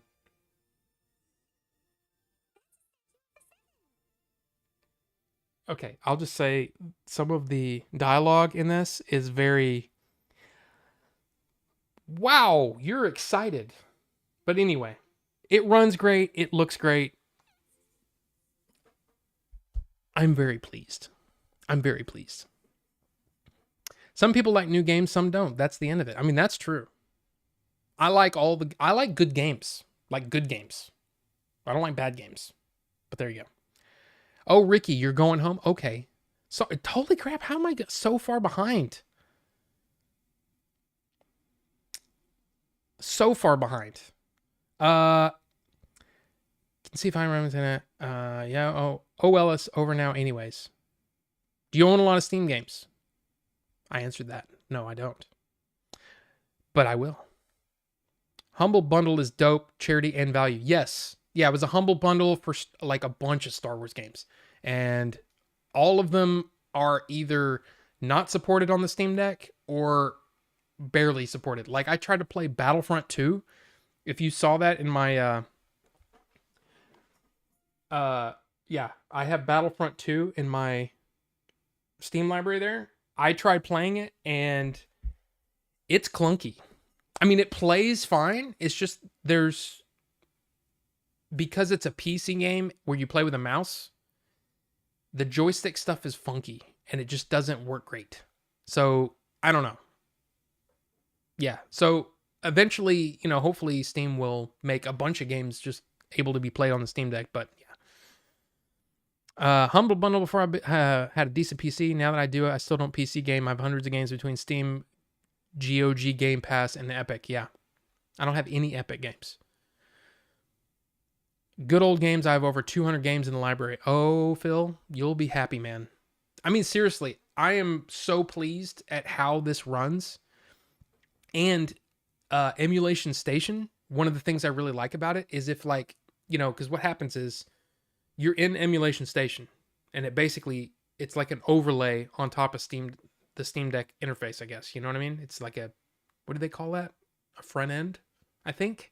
Anyway, say you try to play a game and you open it and it doesn't and then it, screen goes black, like it's about to load, and then it just goes back to your front end, which means, hey, the emulator's having a problem running it.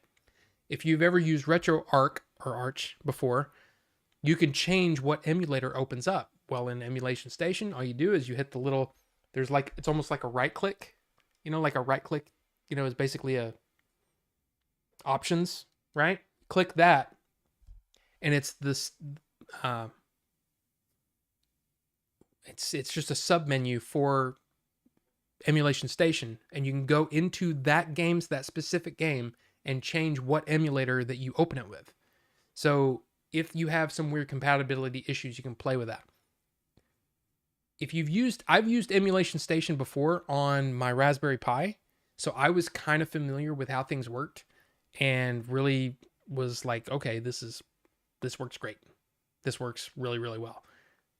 But getting everything, like if you want all the cover art and all that stuff, like what I did, prepare to take some time, because using Screen Scraper, it takes a while.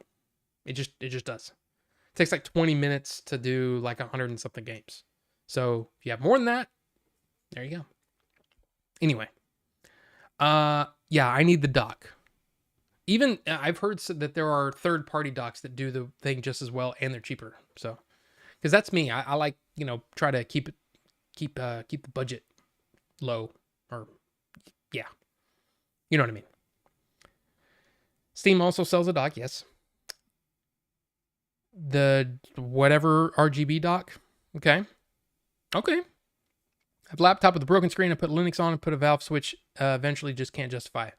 I couldn't either for the longest time, which is partially why I bought that Retroid Pocket 3 Plus, is because I wanted to see, okay, am I actually going to enjoy this? And I really enjoyed playing with it. But the Retroid Pocket 3 Plus just wasn't everything for me, because I wanted to play some newer games on it. And the Retroid Pocket 3 Plus just wouldn't cut it, which is why I sold it and was like, okay, I'm going to save up for a Steam Deck. And finally was able to get one. So, they get mad that you're not a happy-go-lucky and outward about everything. Hate politics at work. Can't ever escape, it seems. Yes, Knights of Old, that is true. UFC VR workout vid sounds cool. Okay, not VR. It's not a UFC VR thing. It's something that they did, and I basically skipped down. Ring Fit is actually pretty good, but for me, this was called, I think it was just called UFC Fit. And it was an old thing where it was on DVD, if you can believe that. But it was on DVDs. What's DVDs, right? Anyway, they were very, very high intensity workouts. And they were mostly, it was plyometrics. And, you'd have a couple of weights there, but for the most part, it was plyometrics type stuff. And I'm telling you, it's one of those things, like, those people that have those t-shirts that say, your workout is my warm-up. You know what I'm saying? Where it's almost like, it's just an asshole thing to say. It's just, yeah, I work out harder than you. Okay. You're in better shape than I am. Get off my back. I'm trying to do the thing, and all you're doing is making me feel bad about it. So put away your I'm better than you shirt, and, let me, why don't you help me? Why don't you give me some encouragement? Anyway, that's one of those things where people, you might say, well, that's more about pumping them up. No, here's the effect of that, is now you're making everybody else feel bad. But anyway, what I'm trying to say, the point that I was trying to make before I started getting irritated. You can tell I'm getting irritated because my ears got red. It was mostly because I was thinking. But anyway, the UFC Fit is some intense stuff, like intense workouts. I remember when I first started working out, it took me like 3 weeks to get the endurance up to finish the first workout. Because I said, okay, I can't even finish the first workout. How am I going to move on to the second one, and the second day, and then the third day, and the fourth day? No. What I'm going to do is I'm going to keep going on this first day, and I'm going to keep going until I can get through it. Then I can move on to the second day. That's kind of how I did it. And that's how I lost, in 5 months, I lost 65 pounds doing this. Now, I mean, I was also not eating enough. That was part of the problem too. I was doing Weight Watchers at the same time. And with Weight Watchers, you get points. You know, you get points per day. So as I would lose weight, I would lose points. But you're supposed to be, if you work out, especially working out really hard and burning a lot of calories, you're supposed to eat more food because you shouldn't do that. That's why I was losing weight so fast. So I wouldn't recommend doing that. Anyway, the UFC Fit was awesome. And I want to do it again because I liked the way that I felt. I felt, not only did I feel stronger, but I felt unstoppable. I felt awesome. And then I got sick and almost died. So there's that, right? But that's what I'm going to do. But I'm not going to not eat this time. So 9 miles, that's longer than 8.5 miles. It is. That's how far behind I am. Jeez. 10 million years behind. Yes. Fruit Ninja Connect. Spencer, did I say hi? Hi. The best games are nothing like movies. Pal World is like 5 movies in it. I haven't played anything about that. I haven't even watched much of Pal World because I saw Fortnite type stuff and then Minecraft type stuff and then all the Pokemon type stuff. And I'm like, I kind of like Minecraft for a bit. Everything else I don't care about. I haven't read one found journal in Pal World. I'm loving Final Fantasy 16. It has 1 million movies. Oh, yeah. Have you read any of the Dune 2 reviews? I have. I'm so far behind. But yes, the only one I've heard is with Christian Harloff. And he basically called it a masterpiece and perfect and all these words that it's too much. I'm going to try to not hear any reviews until I see the film, but that's like almost 2 weeks for me, so I don't like my chances. Yeah, Bucho, I have just the one. I probably shouldn't have even said that. So I apologize. But he's basically saying that it's amazing. Caleb, what's going on? Sorry, I'm way behind. Journals are just text. I found tons. I don't even read them. That was a while ago. Wow. Hey, Carbonite. It's okay. Same to you. Glad you're back. There's a Dune game on Game Pass right now. Spice Wars. Yeah, I kind of want to try that. I could try it on here if I wanted. I just deleted me defending myself, and he says I was poking the bear again. Sorry, Rufus. What I'm trying to say is both of... See, that's the thing. You can't win. I can't win. Because all I see are... I don't know. Look, I'm sorry. I don't understand. It's been 2 different streams where I don't know what's going on. I apologize if you were okay. Your message got deleted. I ignored that kid after I realized things were going and being old was trying to be his homie, me trying to be his friend. Gotcha, Rufus. I got you. Just don't be like me. Tommy got selected to be a mod, then disappear out of nowhere. Oh. No. Dude, Caleb, people come and go. It's fine. It's no big deal. 20 minutes behind. Wow. And then it just updated. Okay. That's Signature Rob, and I love it. He tries to talk to everyone, though, which you gotta love. Most streamers just ignore chat. Well, that's not what I'm about. I need my mod taken so I can just hang and spend too much time here to defend myself. Again, Impact? That's how you pronounce it? Rob, play through Duke Nukem 3D again on your Steam Deck. I've never played through Duke Nukem 3D. I got Duke Nukem Collection 1 and 2 on my Evercade handheld. Loving Duke Nukem 3D. The GBA version is honestly dope for the format. I've never played it. The Duke Nukem felt too, for me, just me, felt too, what do you call it? Edgelord for back then. I don't know. Played a bit of that, of Impact. Again, Impact. Turned mine to Mandarin since that was its OG voice acting. Pretty good Mandarin too if you feel like having a different experience. Thank you. I'll try that. I mean, if I get to that point, I might play it for a few minutes and go, okay, this is not for me. But we'll see. You got so far behind me because I talk too much and poke bears apparently. You need to be on that Pal World grind, Robert. It's pure gold, 40% done, and the best thing out there. Okay. I think that's enough for tonight. Thanks for showing me the Steam Deck, Rob. I will research the one I saw and save more if needed. Phil, come on back. Let us know. If you are gone, have a good night. That was 7-8 years ago. And 8-Bit Eric is here. Welcome, Eric. Good, just chilling. Got done at wrestling training. I mean, he's probably already gone because I'm so far behind. I'm going to confuse Rob with my guitar language. I mean, I understand that. I can play that actually, but EGBDF is all I remember from guitar. Ready for Elimination Chamber? I wasn't sure if you watched WWE or just wrestle yourself. Chamber will be too late. I'll check it out when I wake up Sunday. Forgot it's Australia. Okay, y'all are talking about wrestling. I don't know anything about wrestling. My sleep schedule was gonna feel I can function for 4 hours. 5 is plenty. I prefer 6 to 8.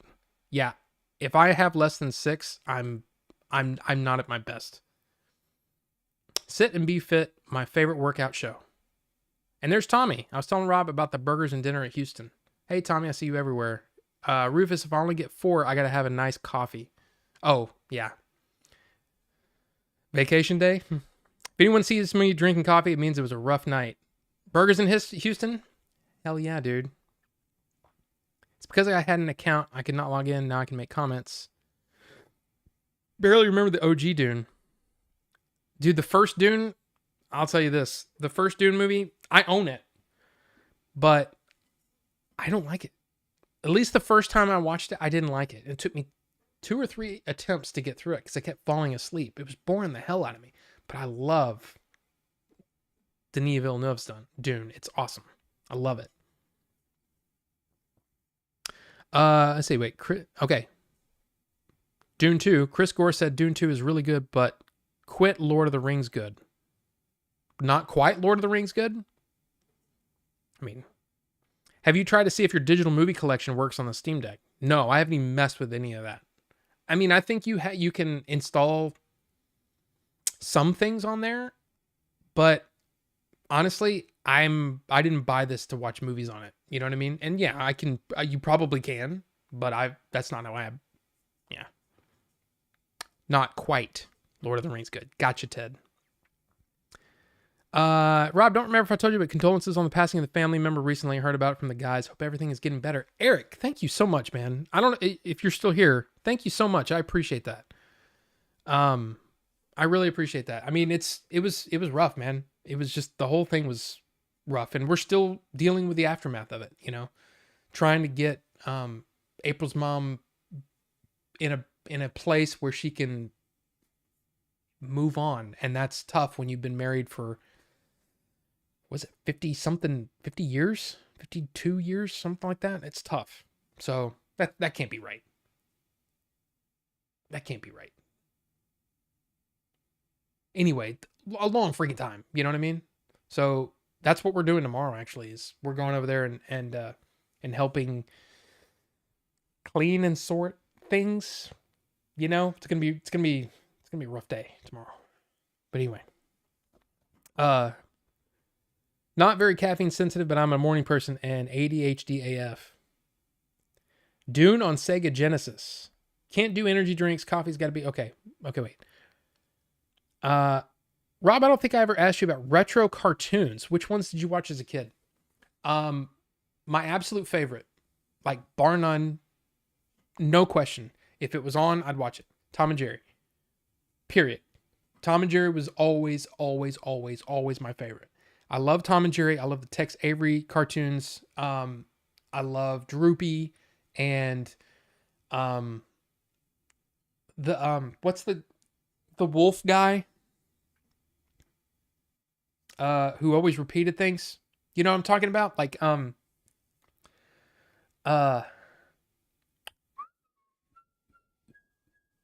You know what I'm talking about? That guy? The one with the sheep that was eating everything? Dude, that's one of my favorites. Billy boy, boy, boy, boy. You know what I'm talking about? That guy. Right? Yeah.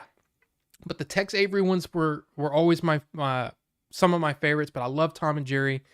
There was a Gene Deitch that, and it was kind of like in the early 50s. For some reason I didn't like the animation style of those, and they had weird sound effects. I just didn't like those. But pretty much every era of Tom and Jerry I liked, like a lot. And Tom and Jerry was always my jam. Of course, Bugs Bunny, Roadrunner, all that stuff, Daffy Duck, Porky Pig. Love all the Looney Tunes stuff. And usually there would be those things. If you're talking about Saturday morning cartoons, um, God, oh, what did I used to watch? Snorks and, I mean, I can't even remember. Was it the Chipmunks? The Alvin and the Chipmunks? But honestly, it was a lot of Transformers, a lot of G.I. Joe, a lot of Voltron. That's after school, though. It's not really Saturday morning cartoons. Oh, I like the Ghostbusters stuff. Of course, Pee Wee's I almost said Big Adventure. Pee Wee's Playhouse. Love Pee Wee's Playhouse. Um, which is not really a cartoon, but same thing.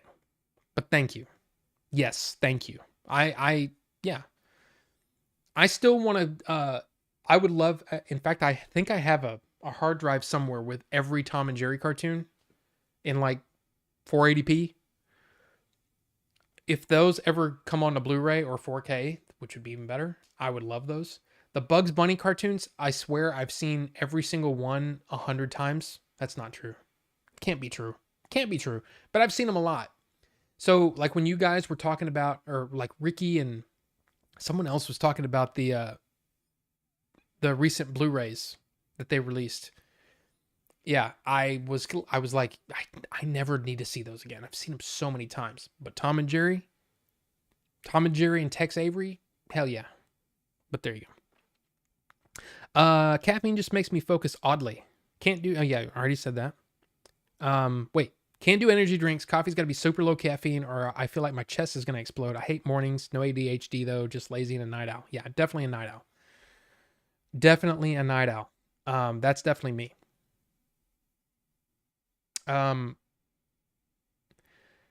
All good on the Dune 2 review. Spoiler, my fault for bringing it up. I saw the thumbnail for Harloff's Dune 2 review and I dialed up his latest UFO chit chat episode. That was actually really good, by the way.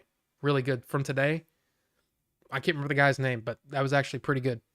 I mean, it's more for people like, it's kind of like, let's get caught up on the UFO stuff. Like if you're from nothing to this, it's pretty good. But yeah. Ricky's back. Welcome. You're telling me I was sitting here thinking I could confuse Rob or for him to say I can play that actually? Cool. Oh, there you go. I probably just check out reviews anyway. I don't see me waiting 10 days. I'm seeing it Sunday. Which I'm very excited about. Of course, that's part of the stream that I set up, but yeah. The heart plug scene messed me up as a kid. See, I remember seeing it, but if it's a strategy like Trill Burgers in Houston, owned by one of the guys from UGK. They're from my hometown of Port Arthur. That's where you want to go, Ted. Oh, Ted, that's okay. Gotcha. Never heard of it. Of course, why would I? It's a strategy. Oh, the Dune game is a strategy game like StarCraft. I watch Movies Anywhere movies on YouTube app on OLED Switch from time to time. I don't know what UGK is. Yeah. If you get VLC and connect an external Blu-ray drive, it's trash. LOL. Yeah, I'm sure there's a way to do all that stuff. In fact, there's probably a way to install Plex on here, like a Plex client, so that if I ran a Plex server off of my Mac, I could probably stream my movies to it. All that stuff is great and fine, but I don't care to watch movies that way. I just don't. I'd rather watch YouTube or a podcast or something like that. I'm not a big watch movies on a screen this big. It's just not for me. Because I'm a snob and I want movies on the big screen. Blah, blah, blah. Final Fantasy VII Rebirth demo update tomorrow, everyone. Yes, I haven't played the demo yet. And yes, I do like Final Fantasy VII, Eric. I do. I do. I love it. In fact, I had Final Fantasy VII Remake. I had it installed on my PlayStation 5 forever. Like forever. And then I paid for the update and I was like, I'm not going to like this.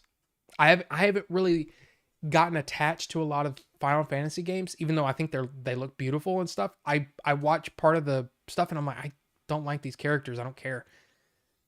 I played the first 5 minutes of Remake and was like, oh hell yeah. And I went straight through, not straight through, but almost like within like a week, I went through entire Remake and all the DLC and all that stuff, and I'm really excited about Rebirth. But I'm focused on the Steam Deck right now, so I probably won't play Rebirth for a while. But I kind of feel like I need to play the demo, because isn't there something that you get at the end of the demo that you can use in the game? I kind of need to do that. I haven't done that yet. So yeah. Okay, wait a minute. In desktop mode, you can watch movies on the Steam Deck if you would even want to. Well, there you go. Yeah, exactly.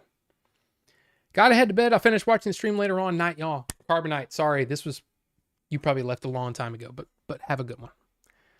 Where them likes at? I appreciate the likes, guys. Thank you very much. Tom and Jerry with Three Stooges. Yeah, see, Three Stooges was one of those, and I'm not going to talk about Three Stooges, okay? Absolute classics. But for me, I would always kind of tune out during those because I just didn't think they were as good as Tom and Jerry. Like, it was like, you're getting in the way of my Tom and Jerry. Or, okay, Tom and Jerry's over, I'll go do something else. I'll play with my G.I. Joe or Transformers or something. You know what I mean? I wouldn't stick around for Three Stooges. You know what I mean? Flintstones and Yogi Bear. See, never really liked either one of those. Didn't like Scooby-Doo. It just wasn't for me. Scooby-Doo came out before, all of them came out before I was born. But yeah, those I just didn't care for. Along with the Jetsons, pretty much all the 60s cartoons and stuff, I didn't, just not for me. But Sam and Ralph. Only cartoon character I remember repeating himself was Foghorn Leghorn. Well, that was, yeah. But no, it was the wolf guy, Tex Avery. Maybe, hopefully people got that. I'm still sorting through my mom's things after she passed last year. Easier but still sad. Impermanence. Knights of Old. Yes. See, it was weird because with my mom, when she passed few years ago now. Couple years? I don't even know how long it's been. It's weird. But with her, it was so weird because she barely had anything. Because of the situation, she barely had anything to, it's like she didn't have anything. And I would feel weird taking her stuff, There wasn't, I feel like it's an amazing thing. I have all of her records from when, she was married to my dad. She left her records there. I have them all because my dad gave all the records to me. So that kind of feels like my part of my mom. You know what I mean? But then with April's dad, there's just so much to do over there. It's just rough, it's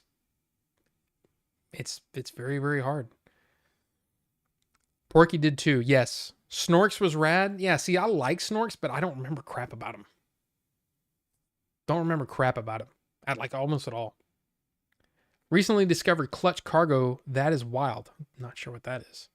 Transformers G1 is still a fun watch. I need to watch Voltron. I never watched it as a kid. Yeah, I liked both versions.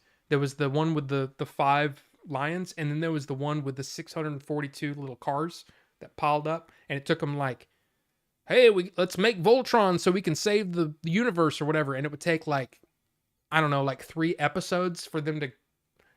I'm exaggerating, but it seemed like it took a long time for Voltron to come together because there were so many of them. There were all these different things. But I like that one too. Nobody talks about that one. Dungeons and Dragons, Thundar. Yeah, Thundar didn't care for it. Again, that's very Beastmaster / Conan for me. Didn't like Thundar. Didn't like He-Man.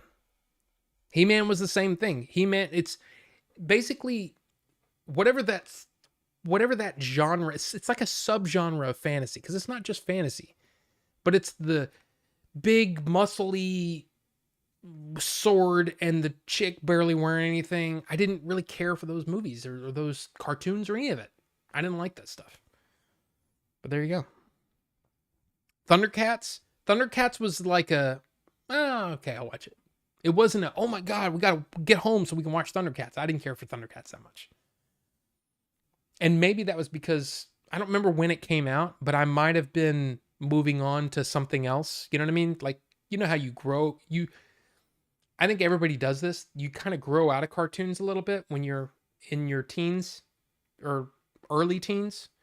You kind of grow out of cartoons, and then some of us don't care and we just keep watching them, but some of us kind of grow out of it, and then we kind of come back to it because then you realize I enjoy what I enjoy. Who gives a crap what people think about me? Right? Which is why I'm 48 years old, 47 years old, and have a bunch of toys and books and games and goofy crap because I'm a big kid and I don't care what anybody thinks. But yeah, sometimes it takes us a while to get back to those things we loved. But Thundercats was not my thing. The Muppets, I did like the Muppets, but I I remember liking the Great Muppet Caper, but I don't remember liking the Muppet movie. So maybe the Muppet movie came out too early for me to really latch onto it, but the Great Muppet Caper I watched a lot. And then the Muppets Take Manhattan, I don't know if I've ever seen it. Or anything after that for a long time. That's just Muppets in space. Yeah, I don't know.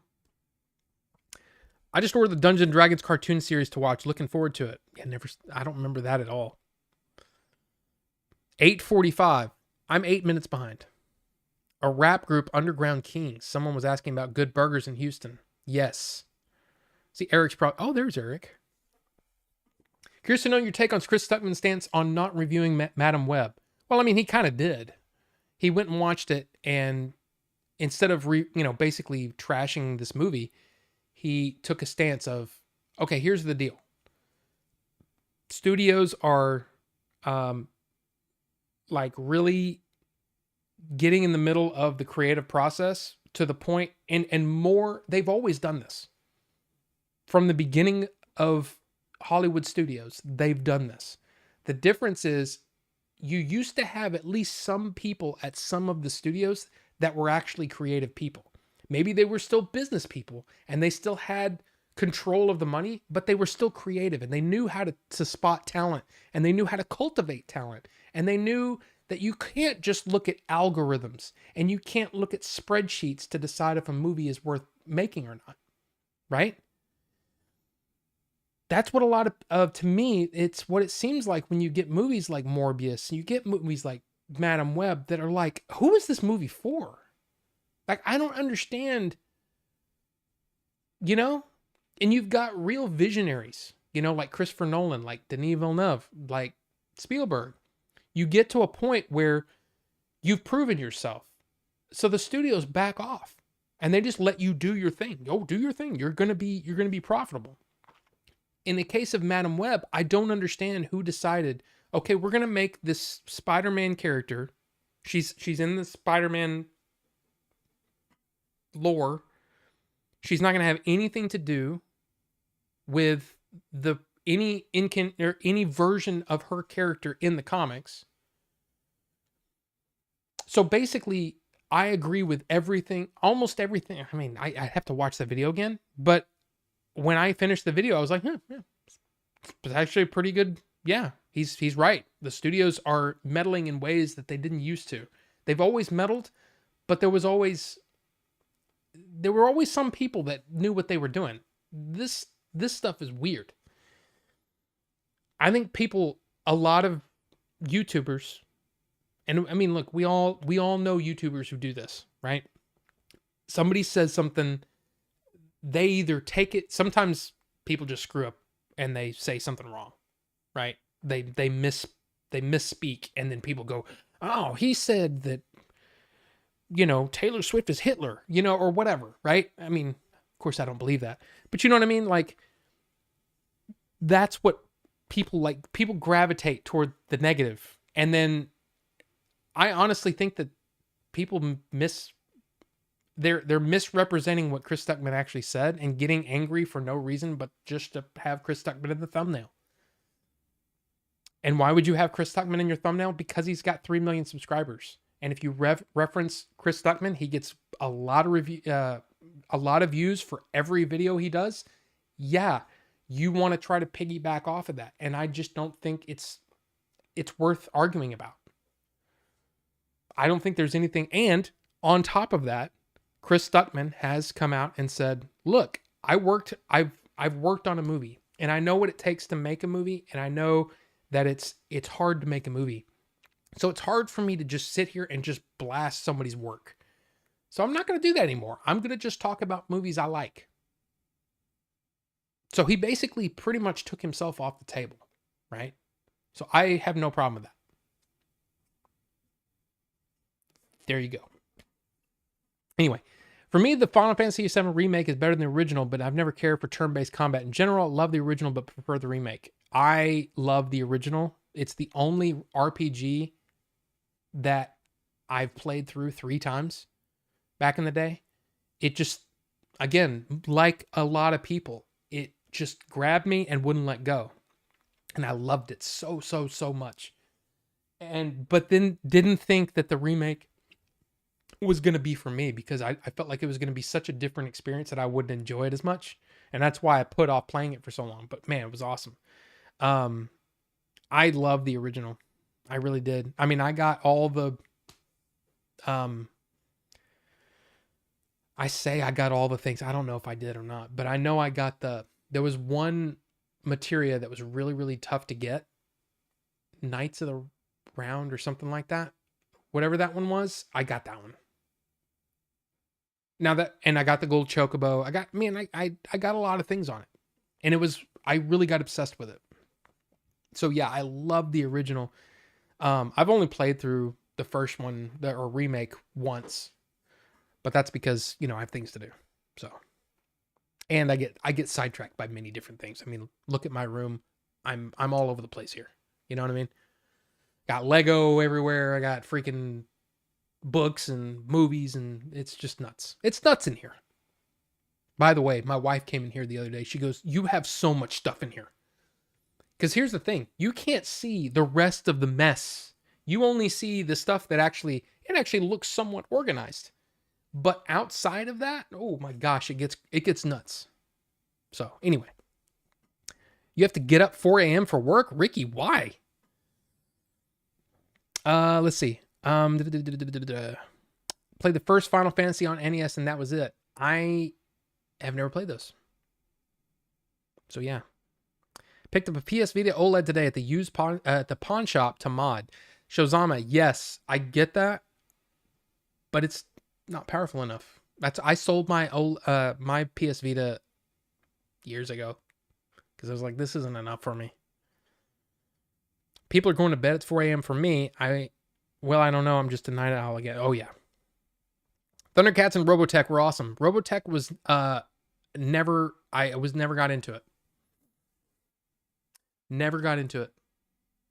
Even though I had friends that were into it, but I just wasn't into it at that point. I don't know what I was into. You'd have to name the year, and then I could go, okay, I was into this, and this. I know I was playing a lot of Nintendo, but yeah. Transformers Armada. I watched G1 as a kid also. Grew up with the G.I. Joe since they were still showing that in the early 2000s, releasing new toys back then. Yeah, G.I. Joe was always second tier for me to Transformers. Transformers was always the thing. And I got into the comics. I read the comics. So for me, it was... that's why the movies piss me off so bad, is because, man, there are some fantastic stories in the comics and the animated series. I mean, you take away some of the ones where, this fancy car transformer gets stolen by a stupid ass kid and he's got to go do that. Who cares? Right? the ones with stories with like multiple episodes, where it was like, oh my God, how are they going to get out of this one? There's freaking Cybertron in Earth's orbit. What's going to happen? That kind of stuff, you know? It was awesome. But yeah, I wonder what Shia LaBeouf's parents are doing. I wonder if they're getting high, eating brownies. Yeah, F those movies. Sorry. Glad Bucho's not here to get me to talk more about Transformers. Well, maybe by the time I get caught up, he'll. Transar Z was a good one from Japan too. Never even heard of that one. First anime, Battle of the Planets, Star Blazers. Both. I loved. In fact, I just recently watched Star Blazers 2199 on, well, Funimation. Now it's going over to Crunchyroll. I missed all of that drama because I had just signed up for Funimation. Because Crunchyroll is basically absorbing Funimation. But if you bought stuff on Funimation, oh well, sorry. That's what Crunchyroll said. Anyway, I watched Star Blazers 2199 and it was really good. I started watching 2202 and I am bored out of my mind. So I'm like, I don't think I'm going to watch it. But I love Battle of the Planets too. G-Force, baby. Man, that Phoenix, dude, I'm telling you. And I used to remember those back in the day. I don't know why we don't have these anymore, but as a kid, you had the snaps, right? All the way down, the snap jackets. We used to take off the jacket, drape it around ourselves, and snap that top button so I could be Mark from G-Force or Battle of the Planets. Yeah, that was me back in when I was 5 or 6. Loved that. In fact, I have the Gotcha Man set in my wish list on Amazon right now because I kind of want to buy it just to watch them. Now I know that those are the originals and not the, was it 7 Mark 7 or whatever the basically the R2D2 ripoff that Star Blazers in America had. But yeah, Star Blazers was awesome. Robotech, no. Mazinger, bless you. Don't know what that is. Grendizer, Captain Harlock, yeah. I don't really consider those anime though, because they were so Americanized. I don't know. Vehicle Force Voltron. I think that's the figure Billy always wanted during Toy Chasers. Oh, maybe that's it. Thundercats was Saturday morning. Oh yeah. If you like Star Wars Clone Wars, the cartoon, you'll love 2011 Thundercats. It's so darn good. Okay. Is that you unplugging and replugging something on a PC? You unplugging? Me? I'm not unplugging anything. Muppet Babies was a cartoon. Oh no, I don't have any PCs here. I mean, I have a PC, but it's not plugged in anything and it's not making noise. Muppet Babies? I did watch Muppet Babies. Love Dark Crystal. You kidding me? Dark Crystal and Labyrinth, man. We were talking about Labyrinth this morning. Labyrinth was actually April 9th. God, when was that? So this had to have been 98, late 98. We hit it off because we started talking about Labyrinth, and our first kiss was while we were watching Labyrinth. So there you go. Labyrinth opened the door. I guess David Bowie, with his, you know what I'm talking about? His bulge. I guess it was the thing. So there you go. HR is running Hollywood now. I mean, yes and no. I laughed at how Critical Drinker said he could review Madam Web unlike Stuckman. I think people got Stuckman all wrong. That's just what I think. I don't think Stuckman is a bad guy. Now, I mean, I have no reason other than the fact that I gave him money for his movie. I want to see what he can come up with, in this whatever. What's the name of his movie that he did the Kickstarter on? I gave money to that. I'm curious what he can do. And I'm subscribed to him. But I don't care, I don't really care that much, but I feel like a lot of people are just jumping on to Chris Stuckman right now for something that somebody got wrong. Like, I think one of his big point, that one video that I think I don't remember. Was it Carbonite that you posted it? Now, I'm not saying anything bad about Carbonite. Okay. I think Carbonite's already gone. I'm not saying anything bad about Carbonite because he posted it or anything like that. But one of his points was like, no, it is your duty to review the bad movies too. You know, otherwise, what do people have? You know, like what if somebody goes to the movie and they blame you? Well, if I don't review the movie, there's plenty of people out there that will. Just like I'm not going to go see, what is it? The Beekeeper? I'm sorry. I have no interest in seeing The Beekeeper. Like zero. I like Jason Statham, but that movie looks like crap to me. Why would I want to go to a movie where I'm like, I think this is going to be crap?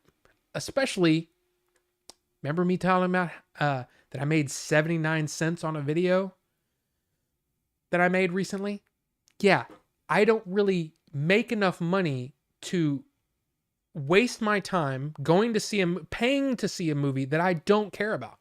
I can't do that. I can't afford to do that. And I won't do it. Right? So, and Chris Stuckman is in a completely different situation, right?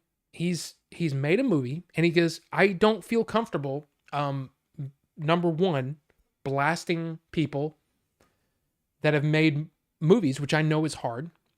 And most of them are almost like tradesmen, you know what I mean? They make all kinds of movies and they don't even see. They don't even watch them.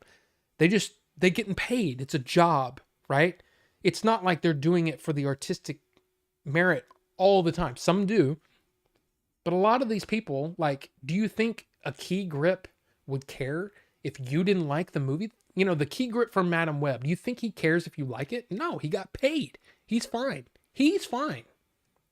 But the writers and the actors, the directors, the producers, those people from now on, because Sony meddled with their movie, which it seems like in multiple cases, all of those people, that's a black mark on their resume. Right?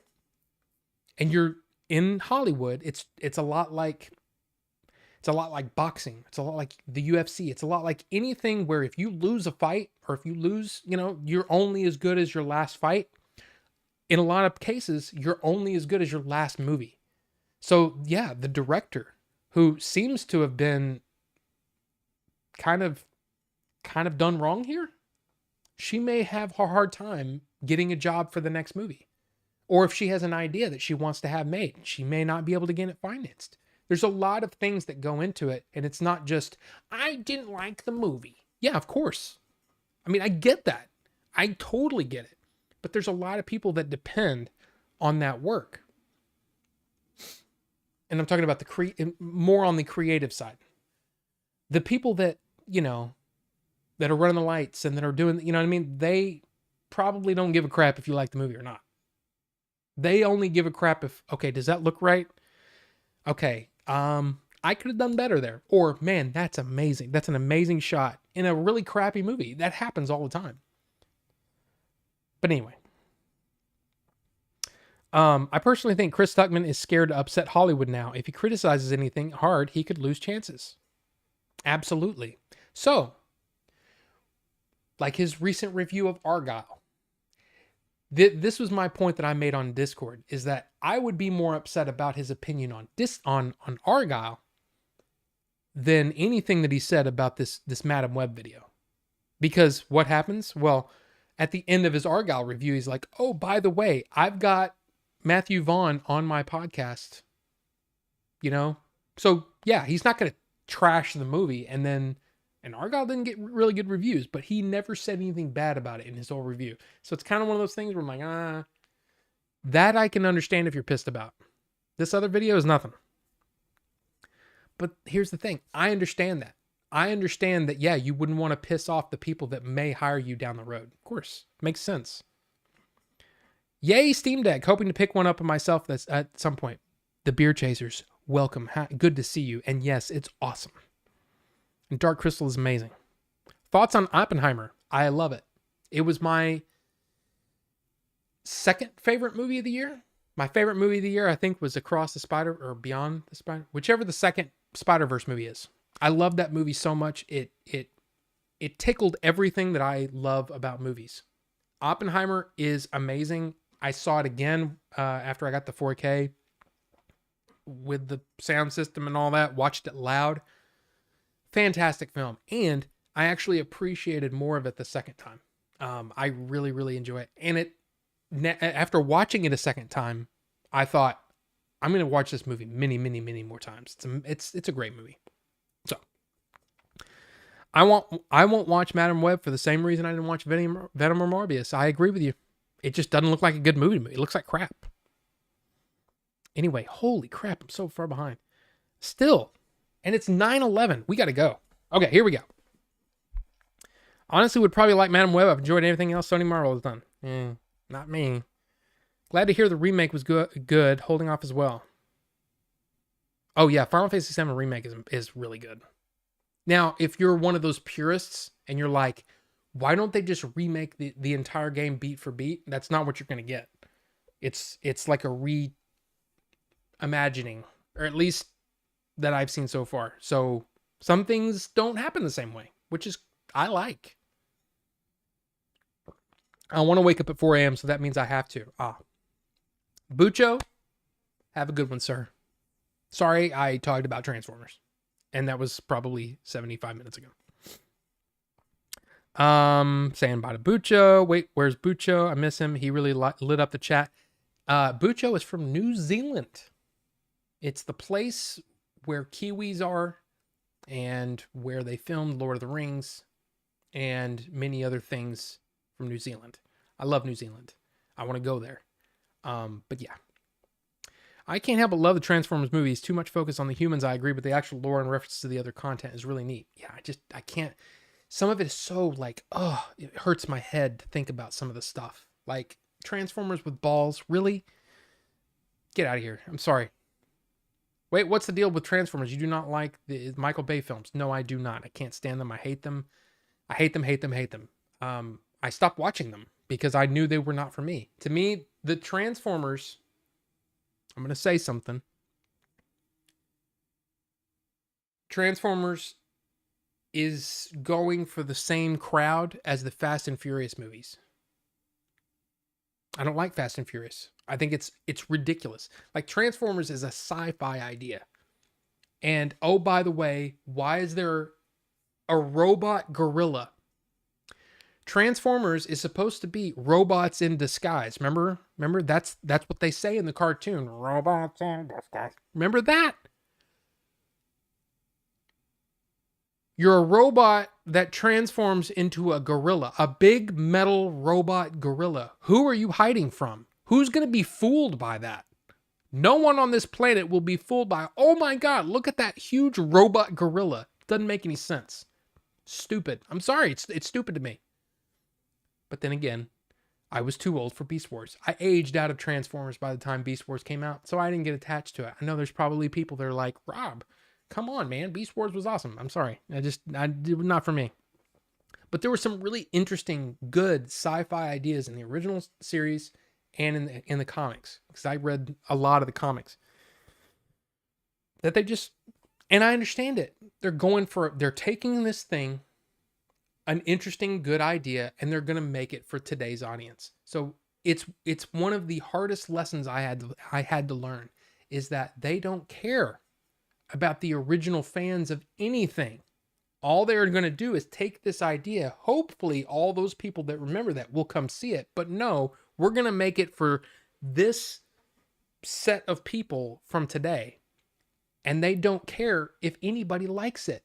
All they care about is if it's profitable. And that's the studio system in this day and age. And it's based off of the algorithms of, which group can we make this thing for so that they'll like it? And then how can we put stuff in so that this group of people will like it? How about you just tell a good freaking story? But that's the thing. That's Hollywood today. And they make decisions, multi-million-dollar decisions based on those things. I don't like that. Anyway, sorry. Transformers 4K Steelbook of the first animated movie is $10 now on Amazon. Now that one's That one's pretty good. It's got its problems too, though, but I still like it. Original version of Ultron from Japan, if you like the US version, very different, more adult. I bet it is. A lot of people hate the Michael Bay films. I completely understand why, though. Films ruined a lot of characters and focused too much on humans. Look how dirty they did Jazz and Cliffjumper. I mean, not wrong. I have Labyrinth hand tattoos, door knockers on my door knockers. Collected all the recent Weta figures. Love Henson. I love, yeah. I recently read, where was that? Somebody went and met with the Henson group, and I read that whole interview. It was pretty interesting. Labyrinth. It was great being here, but I got to get some sleep. At least consider it. TL, have a good one, man. Have a good one. Order 79 cents. Oh my God, I'm almost caught up. Did you guys just stop chatting? Is that what happened? And by the way, Rufus, I'm sorry again. I feel bad. I mean, if that guy, if that guy was just been out of shape and then I was getting mad at you, I apologize. I'm having to make snap judgments. You know what I'm saying? So I apologize if you, oh, stop. Oh, no, I won't. But no, you know what I mean. Bumblebee was the only good Transformers movie. Yes, Ted, that's my opinion as well. My opinion as well. I wasn't being mean. Tommy, you basically, y'all got into a little thing and then you took it to the next level. But yeah, you were letting me get caught up. Thank you. Just reported from Hollywood Reporter, Madam Web box office flop is wiping out an entire plan for a new movie series as Sony becomes the latest superhero story in need of a pivot. Yeah, make a good movie. That's really the only pivot. And quit worrying about what algorithm you're trying to click on. I was problematic before. It's a safe assumption. Yeah, maybe, but sorry. You were calling him a troll, Tommy Markle. That's mean. But hey, everybody just chill. We're all friends here. Okay? So don't worry. Everything's good. Did you watch Jace and the Wheeled Warriors and Adventures of the Galaxy Rangers? I'm sorry, I don't know what that is. Yeah, don't know anything about that. Algorithm, schmalgorithm. Yeah, but you've got a lot of business people in control, and they're making decisions, and they're afraid to make risky decisions because they might lose their job. That's not what creative people do. Creative people have an idea, and they do whatever they can to get that idea to whoever's going to do the thing. So that's getting money to make the movie. That's doing everything they can to write it, to draw it, to animate it, whatever. That's what creative people do. They don't let things get in their way. Business people look at risk, analysis. They make a risk analysis. They have committees on what they can and can't do. That's what business people do. That's just not what, you can't make a good movie that way. I mean, you can every now and then. But for the most part, it comes down to somebody that has a crazy ass idea and somebody that has the balls to greenlight it. That's really what it comes down to. Tommy was just defending his homie Eric without realizing I wasn't going in on him. Well, there you go. Galaxy Rangers was ahead of its time. My idea will be a reality one day. Yeah, there you go. Do it. And don't let anything stop you. If you have an idea and you want to do something, go for it. If you have the cojones, if you have you have to have more than just balls. You have to have more than that. You have to have talent. You have to cultivate that talent. You have to shape it, mold it. You have to be willing to take criticism. You have to be willing to put yourself out there and say, there's going to be people that go, you suck. And you just kind of have to move on and just keep forging ahead. Do the thing. Do the thing. People are always rude to me. I can tell when I find one, so it's not how I conduct myself. So it is what it is. Tommy, like I said, I think it was just a big misunderstanding. I don't think Rufus was trying to goad you. And just know that we're all friends here, and this isn't a channel where we go after people, but it's all in fun, and it's, yeah. So there you go. Don't worry about it. They're Saturday morning cartoons. Please check them out. See if you recognize them. Which one? What? Not Gary, welcome. You're here for the news. We're about to start the news, and there's actually a lot. Okay, we ready? We ready? I want to make a channel and make videos like cert films. Can you watch my movies when I make them? Sure. And in fact, yeah, I'm all for that. But here's the thing. Just know this. I will give you harsh but fair criticism. So if I don't like something, I can't lie to you. I will tell you what I think. But I will never do it to hurt your feelings. I will never be vindictive. I will never be anything, but I will tell the truth as I see it, because that's how I roll. I've done that a couple of different times on my fan edit reviews. I've said, nah, this isn't the best, but whatever. And they always thank me because I'm upfront with them. And I've even asked one, hey, there's some things that I think are problems that I'm going to address. Are you okay with me saying that? And I'm not trying to be mean. I'm trying to be honest, right? Because if I say, oh, this fan edit is amazing, and then somebody goes and wastes their time trying to download it and find it, and then they watch it and they think it sucks, then it's on me. And they were like, no, tell the truth. And they're like, cool. So there you go. Anyway, believe me, I'm working on it. Sure, it'll be a good read. I hope so, Wraith. You better review.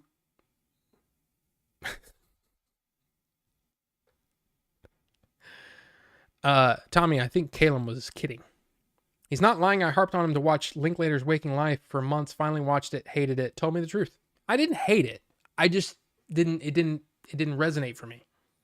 And Knights of Old has bugged me many times about Babylon Berlin. I keep forgetting about it. What I need to do is I need to pull it up again, because now I have the Apple TV app. The Apple TV app is now a thing that you just can't get rid of. So now I actually kind of like it the way it works now, because it keeps track of all the shows you watch, and without having to go into the app and log in and do all that stuff, it keeps track of where you are in the episode and all that kind of stuff. And so you just go to the TV app, open it up, and there you go, bam.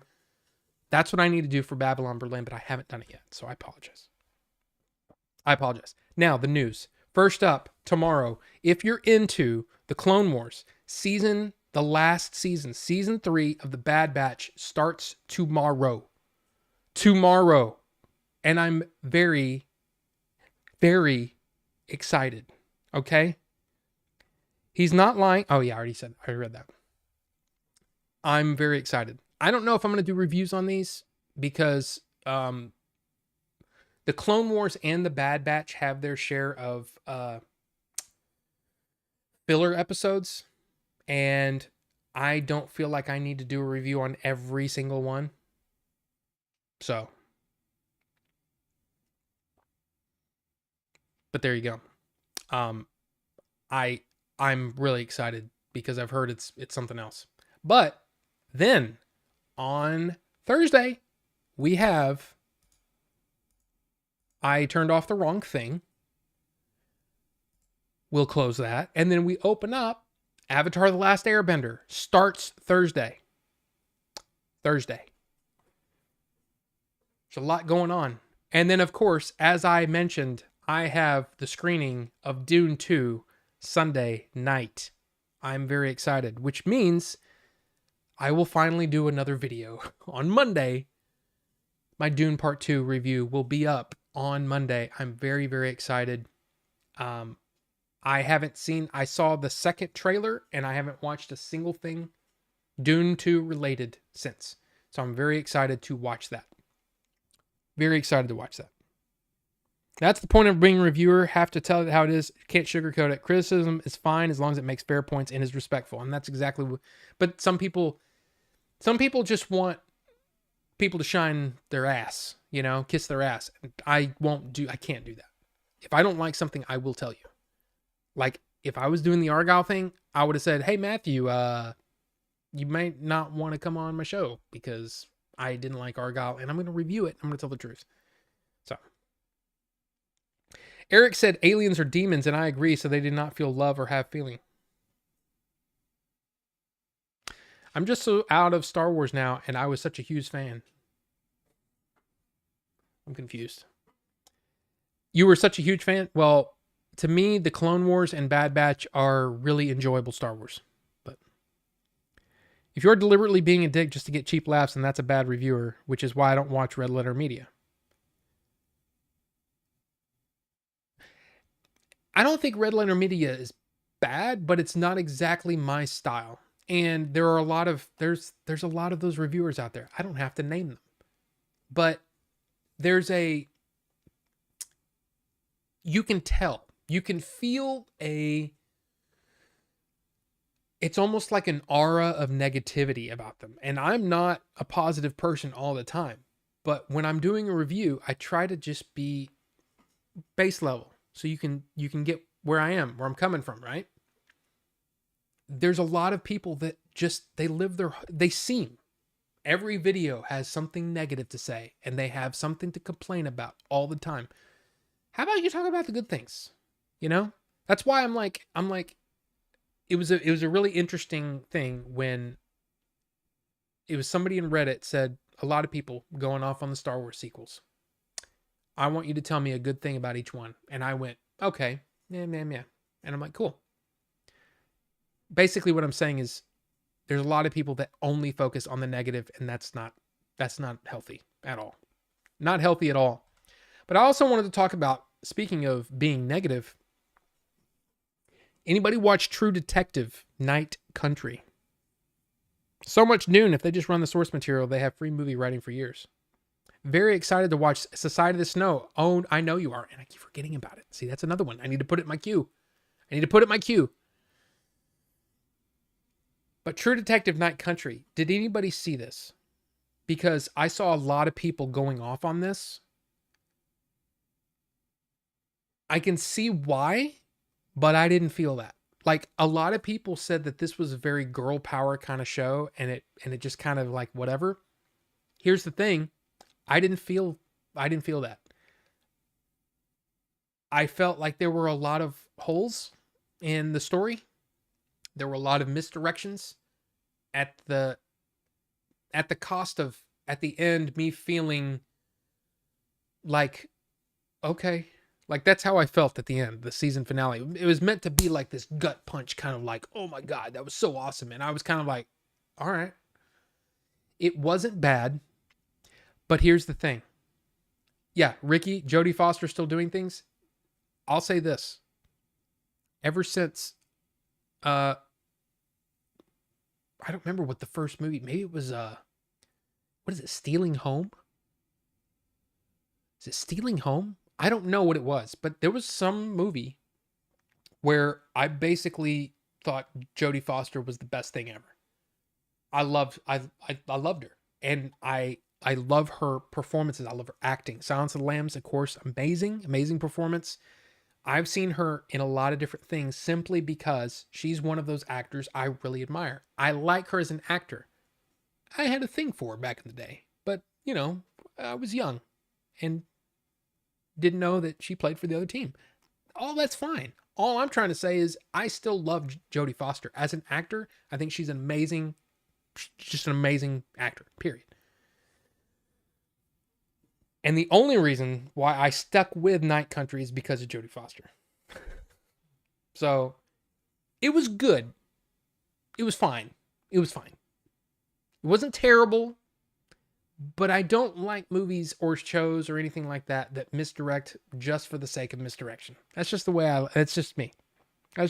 You don't have a Max subscription? The first season of True Detective with Woody Harrelson and Matthew McConaughey,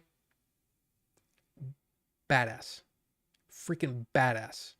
Second season, I don't even remember. I watched the whole thing. Don't remember it. The third season, pretty good, but nowhere near. So it's basically like 1, 2, 3, 4 is in there. I don't know. Doesn't even matter. Because 1 is so freaking good. Okay? Those dimple piercings are far too high. Ow, gum erosion central. Yeah, I'm not big on that. But like I said, Not a bad show, just not a good show. You know, like, you know what I mean? But also, so that's all of like what I've watched recently, but I wanted to just highlight this for those of you who weren't aware. May 7th, The Crow, 4K, 4K, The Crow, bam, holy crap. It looks awesome. The steelbook looks great. That is, of course, the top is the regular release. Awesome. Awesome. 4K Crow, I need it. Yes. Fire it up. Fire it up. Fire it up. Yeah. Yeah. Awesome. Hi, good morning from Bharat. Hello. Hello, Diogiri. Yadav. I hope I'm saying your name right. I always think I'm screwing it up. But yeah, The Crow's coming out May 7th, 4K. Very excited. Very, very excited. Some HBO shows I buy the Blu-ray. I don't want to have too many subscriptions. I wonder who shared that Crow news. Well, it definitely was on the Digital Bits, which also they broke this news today. Exclusive Disney and Sony Inc. deal for Sony to take over Disney's physical media production. Disney Movie Club to shut down. I don't even know what Disney Movie Club was, but some people were mad, like really mad. And I think Disney Movie Club came with like, it was like you could sign up like if you bought a Blu-ray or something. And I have no idea what you got from Disney Movie Club.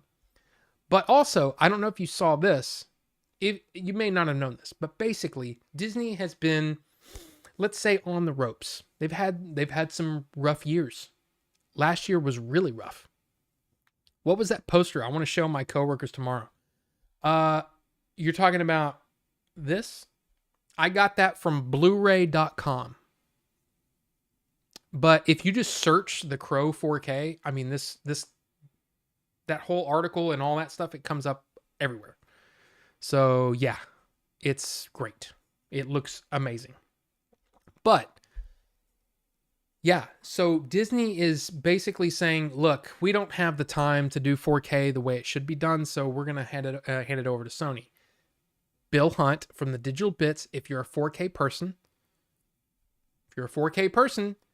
and you like physical media, movies on physical media, and you're not reading the Digital Bits, you need to. Here's an update. Regarding the Disney Sony physical media news that we broke this morning, we've learned the following additional information. Once again, we've confirmed that Disney is indeed in the process of transitioning to a licensed physical media distribution model via an agreement with Sony Entertainment. Sony puts out really nice 4Ks. As part of this deal, Sony will market, sell, and distribute new Disney releases plus catalog titles on physical media, 4K, Blu-ray, and DVD to consumers through retailers and distributors in the US and Canada. So that means that we could get, a Dogma, because Dogma was owned by Miramax, or Dogma was by Miramax. Miramax was under the Disney umbrella at the time. That's just one possibility. Touchstone Pictures, Hollywood Pictures, any of the Buena Vista Entertainment, any Disney movie from here on out will be distributed by Sony. So very, very interesting. Where you've got Paramount releasing a lot of 4K Blu-rays over on Kino Lorber, Disney will be through Sony. That shift is consistent with other strategies that Disney is working to implement company-wide, as exemplified by the company's recent transitions in other markets. Per usual, Disney regularly evaluates their approach to the physical media market as the home entertainment business and industry at large continue to rapidly evolve alongside consumer behavior. This agreement will allow Disney to continue offering its films and TV shows via physical media retailers and distributors, and most importantly, to consumers more efficiently. Transition for Disney handing over its physical media operations to Sony has recently commenced and will probably take several months to complete. The first Disney title that will be managed by Sony on physical media will be The First Omen, 20th Century Studios, which releases theatrically on April 5th, 2024. Digital and physical street dates are to be determined, will be announced in the coming months. Watch for further updates. Go subscribe to the Digital Bits, join their Patreon, Twitter, whatever. Bill Hunt, I've talked to him a couple of times briefly through email. Lovely guy, and he knows his stuff. He's been around. He's the reason that I knew everything about DVD before anybody else is because I was reading the Digital Bits. So I've been reading him since then. Love it. So there you go. Now, here's what's interesting. I don't know if anyone else has heard this, but over probably the last year, there's been talk about Disney possibly basically selling themselves to Apple, that Apple may purchase Disney. I keep hearing these rumors from time to time, like in different sites and then Reddit threads and then on different shows that I watch that, oh yeah, it's still possible that Apple might buy Disney, blah, blah. And it keeps coming up like over and over and over. But that line that Bill Hunt says that, mm, mm, mm, per usual, Disney regularly evaluates their approach to, no, that wasn't this. This shift is consistent with other strategies that Disney is working to implement company-wide, as exemplified by the company's recent transitions in other markets. I think Apple is going to end up purchasing something from Disney. Now, this could be part of this whole ESPN thing or this sports thing that they're doing. And that may be, Apple may have said at one point to Disney, hey, we know that ESPN is kind of tough to deal with. We'll take it. We'll take it off your hands. That could have been all it was. But now that Disney has made this deal, this multi-studio deal with sports thing, maybe that's the thing. I don't know. But there you go. There you go. Slipcover and a steelbook. Yes. The 4K steelbook will be my sixth time buying The Crow. I think I bought it. I know I had it on VHS. Pretty sure. No, I have the DVD somewhere. And then, yeah, I have the Blu-ray up there. So this will be my 5th time. But yeah. Dogman is a special case, and that is not owned by Miramax, but owned by Weinstein personally, and Kevin Smith tried to buy it off by Weinstein. Okay, well, there you go. Yeah, that may not be a thing, but there's a lot of interesting possibilities. And 20th Century Fox, or 20th Century Studios, I guess, is what they're called now. Pixar, Marvel, Star Wars, there's all kinds of stuff. Laserdisc, you have it on Laserdisc. Wow, I don't have that. What's next? Amazon buying Warner Brothers? No, I don't think so. I think Warner Brothers right now is in a pretty good situation. But here's the thing. So you see a movie like Madam Web, okay? And I haven't seen it, so I have no idea. It could be, I don't know. Chances are good. It's not good, okay? There is I would say, an above average chance that Batgirl was just as bad as Madam Web. Now, not only is Sony losing money on Madam Web because, apparently it made, $25 million worldwide in 5 days. Not good for the first week that your movie's out on an $80 million budget. Plus marketing, which they only put out one trailer, but they spent some money on marketing. So if you're looking at the numbers and you say, okay, because you have to pay the theaters, right? There's part of that box office gross has to go to the theaters. There's a good portion. Usually it's 2.5 times what your, and this is including marketing. So if you have an $80 million budget, 2.5 times would be what? 160, 200 million. You have to make at least 200 million to break even. And there's some movies cost more promotion, some movies cost less. They might not have spent that much money on promotion because I only saw, like I said, the one trailer. I saw some Facebook ads and some Twitter ads, but nothing big. They didn't spend money on a Super Bowl spot. So it's possible that they only need to make $200 million to break even. And they only made $25 million in the first week, or in the first 5 days. That's not good. What was my point?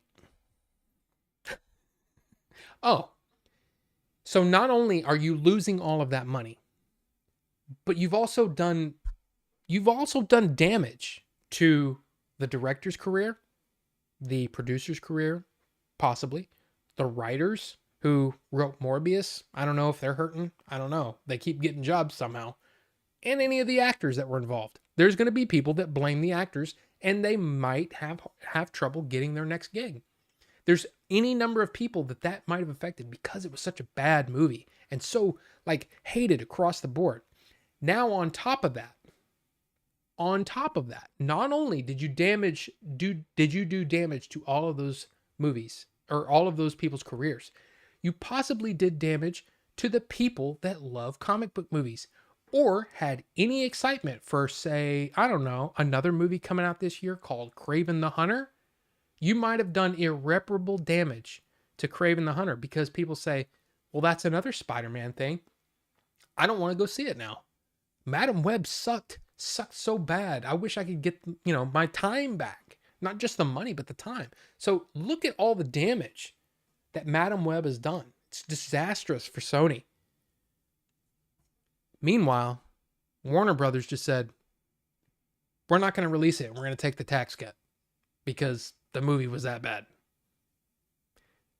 So I'm not saying that Warner Brothers was correct. I haven't seen Batgirl. It could have been amazing. I don't know. But maybe that's what happened. They saw it and they go, this is a train wreck. We cannot put this out. It'll do extreme damage to put this out. Just a thought. Just a thought. I bet money Batgirl was atrocious. I mean, now, like I said, I'm not trying to champion Zaslav. He's made some weird decisions. This Coyote versus Acme thing is kind of baffling. But you never know. We haven't seen the movie. So is Sony now a big powerhouse? Well, no, but they've had some real good success. I mean, think about it. Across the Spider-Verse movies are theirs. They made some good money on those. And there's a lot of movies, if you look at their track record, they've done some really, really good things. But as a 4K producer, they've done some really good things. So I'm excited for this. I'm hoping that it means that we'll get some more of those catalog titles from any of the Disney-owned studios, including 20th Century Studios, Pixar, Marvel, Star Wars. You never know what we're going to get. It'll be interesting to see how things progress now that Disney doesn't have to worry about it. So, Madam Web will be a tax write-off. Not anymore. They released it. They've already put all that money in. It can be a tax write-off at this point. Got to make bad movies regularly or lose the license. That's why Sony keeps making those. Yeah, but they just made... I mean, they've got Venom coming. They've got Kraven coming. What... And this is the thing that I thought was so funny. When Robert Meyer Burnett said, okay, I know I watch a lot of Robert Meyer Burnett, okay? I reference him a lot. I hope he doesn't mind. I'm not taking his material. I'm just telling you what he said. And what he said was, who looked at that and said, yeah, it's a good idea? Because it seems like a terrible idea. We're going to get a bunch of hot girls and we're going to tell a story that isn't from the comics, and it's not going to make any sense. Go ahead. Go make that. I mean, it's basically what they did. So, I don't know. Yeah, Wraith, exactly. Hated the trailer of the movie so much, she actually fired her agency. Yeah. I mean, again, there's no reason to make that bad of a movie, especially when you have other ones going on. Now, like I said, I don't care. A lot of that stuff I don't care about. How much money a studio makes or whatever. I don't usually care about that stuff. But, I don't know. But I find it interesting that Disney is now willing to sell a portion of their business and let Sony take it, basically. Interesting. I wonder what other things, other than the sports thing with the ESPN and this whatever. I don't know. I don't know how they're doing that. But it'll be interesting. Her former agency egged her on to get into the MCU. Yeah, and then realized, oh, this isn't the MCU. This is the second fiddle to the MCU, the Sony Spider-Verse thing. And again, one of the things that Campia said the other day is he said, don't worry about trying to match up with the MCU. Sony, you're in the best position because now you can just do whatever you want. You can do your own thing. Quit trying to attach yourself to the MCU. Quit trying to fool people into thinking that it's attached to Spider-Man. Because anybody remember Morbius? The trailer with Spider-Man on the thing, and then putting what's his face? Michael Keaton? Yeah, what's his face? Putting Michael Keaton in the trailer, and he's in it for what? 12 seconds, but he's in the trailer. For Madam Web, they had them all in their suits. And apparently there's about 12 more seconds of them in their suits in the movie. The rest of the movie doesn't have that. So it's like you're selling a movie that it wasn't. Like, I'm surprised they haven't been sued for false advertisement, because that's ridiculous. Okay, we got to get through the news. We only got 14 minutes. Okay, here we go. Bam. Anybody heard about this? Man of Steel, Henry Cavill, joined the MCU. Apparently has signed the MCU. This isn't anything official, but this is a lot of people coming together that say, yes, Henry Cavill has signed to be in an MCU movie. Some people have said Doctor Doom. Some people have said Captain Britain. Some people have said any number of characters. I don't see him doing... I don't see him signing a multi-film contract. I don't know. I feel like it's very possible that he's been burned. He feels the burn from The Witcher going not the way he wanted it. From DC. I don't know. I can stay on longer unless you have an appointment. Well, thank you. Thank you, Shazama, for letting me know that yes, I can. I'm just saying. I try to be done with the news by 10 so we can just chat. MCU isn't even the MCU now. Yeah. Disney isn't letting Sony do anything. Sony had Spider-Man before Disney bought Marvel. That's true. Yeah. They had the Spider-Man universe before Disney bought Marvel. That's absolutely true.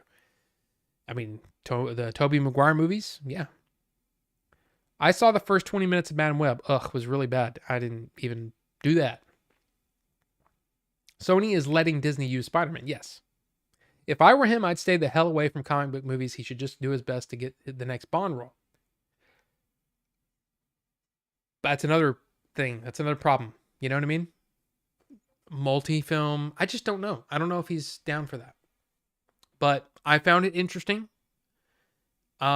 These people are saying non as Doctor Doom. Who knows? Nobody knows what's actually going to happen until it happens. And apparently it's probably already happened.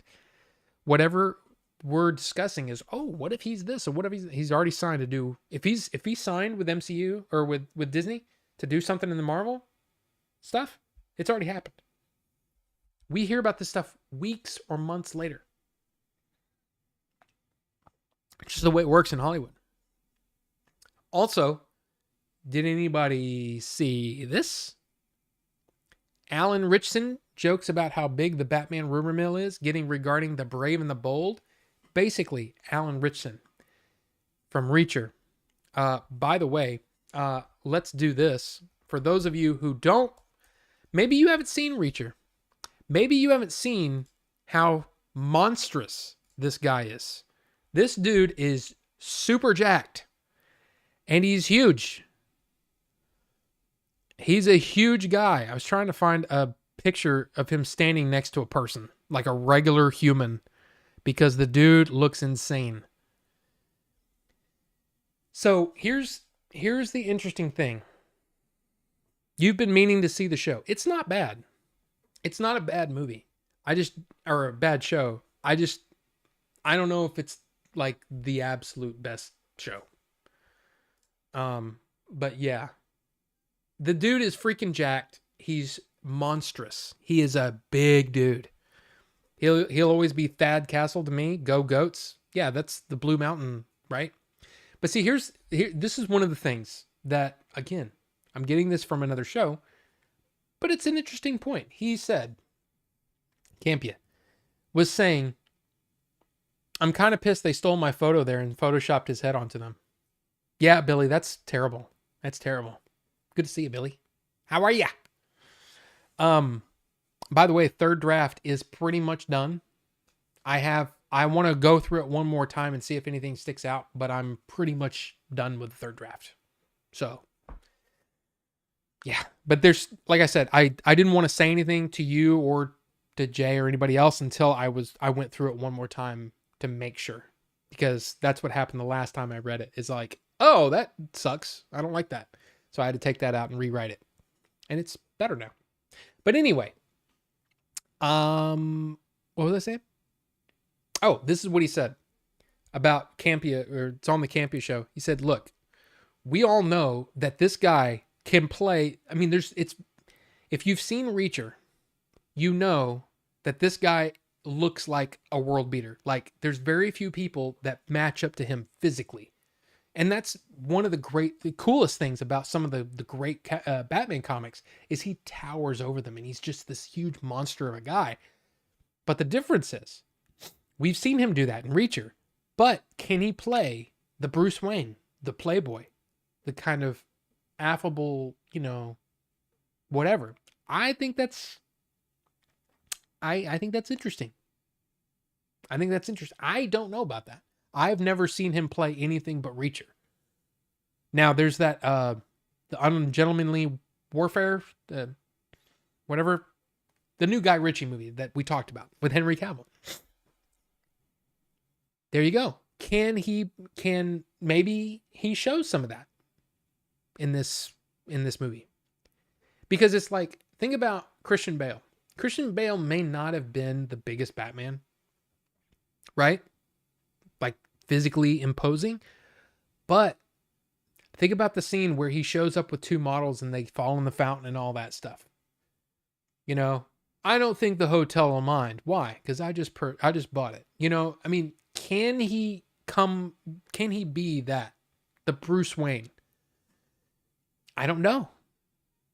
Of course, by the same count, we haven't seen Robert Pattinson be that Batman yet either. But also, The Brave and the Bold. Think about this. The Brave and the Bold is about him and his 12-year-old son. Does Alan Ritchson look old enough to have a 12-year-old son? Maybe. I think it could work, honestly. If they came out and said that Alan Ritchson was going to be the next Batman, I'd be like, okay. I mean, fingers crossed. But that's the thing. So that's Alan Ritchson. This is what he said. As huge as this rumor mill is, I feel like this part should be offered on a silver platter. I would love to play Batman, but I'm not yet Batman. I don't know what James Gunn's approach is going to be, but yeah, that would be great. He's one of the most iconic characters of all time. What actor in the world that is in the position that he's in would not want to play Batman? Come on. That means a multi-year deal. That means money. That means all kinds of things. Legacy. That is legacy. Playing Batman is a legacy role. Think of Ben Affleck. I think he nailed the Batman version of Bruce Wayne, and he nailed the affable, I love his Bruce Wayne. So Ben Affleck was one of the better Batmans because of that. George Clooney, great Bruce Wayne, terrible Batman, But there you go. Yeah, there you go. I like Batman, the Brave and the Bold cartoon with Diedrich Bader. Oh yeah, dude, that cartoon was awesome. If that's the same one that I saw. I think it is. He deserved his own standalone movie. Well, yeah, but Ben Affleck was also having alcoholic problems then, wasn't he? Isn't that part of the reason? Oh, and also, by the way, since last week, this happened. Remember this? And I mean, everybody's probably talked this out already. Oops. Force quit Firefox. I don't need Firefox open right now. Thank you. Affleck didn't want to do Daredevil because he wanted to do Batman. Glad he got to. Yeah. I'm one of those people that I will defend Ben Affleck till his dying day. Maybe my dying day. Whoever goes first, I'll be a fan of Ben Affleck till the day I die. I've always liked him. I don't care when anybody says, yeah, but he sucked in. I don't care. He was in Dazed and Confused. He was awesome. He was in Mallrats. He was awesome. He was in all the Jay and Silent Bob stuff. I love it. I love every character he's played in the Jay and Silent Bob stuff. And yeah, I just like him, and I don't care what anybody thinks. Good Will Hunting, come on. Was he the bomb in Phantoms? I mean, I know that's the joke. I've never seen Phantoms, so I don't know. New Jurassic World, Superman Legacy, and Fantastic Four MCU will all be out in July 2025. Yeah, it's kind of nuts. But yeah, so we've got Pedro Pascal. I'm surprised that Chris Pratt isn't playing the voice of someone, and I'm surprised that Giancarlo Esposito isn't a villain in this movie, because between those three actors, that's most of your heroes, your animated characters, and your villains are pretty much all played by those three actors. I love all those three actors, but come on. You know what I'm saying? But at the same time, this looks like fun casting. We'll see though. Pedro Pascal could be the best damn Reed Richards we've ever seen. But I don't know. Vanessa Kirby, awesome actor. Like, awesome. Is she Sue Storm, though? I guess we'll see. Joseph Quinn. I loved him in Stranger Things. Will he be a good Human Torch? I tend to think that probably will be pretty good. And the guy playing the Thing, I don't know him, but other people do, and other people are very excited. So all I can say is, we'll see. We shall see. Let me get caught up. I've always seen him as the dude from Jay and Silent Bob. Yeah. Which one, though? Holden McNeil or Fashionably Male Guy? I can't remember his name in Mallrats. I mean, he was Holden McNeil in many Jay and Silent Bob movies. But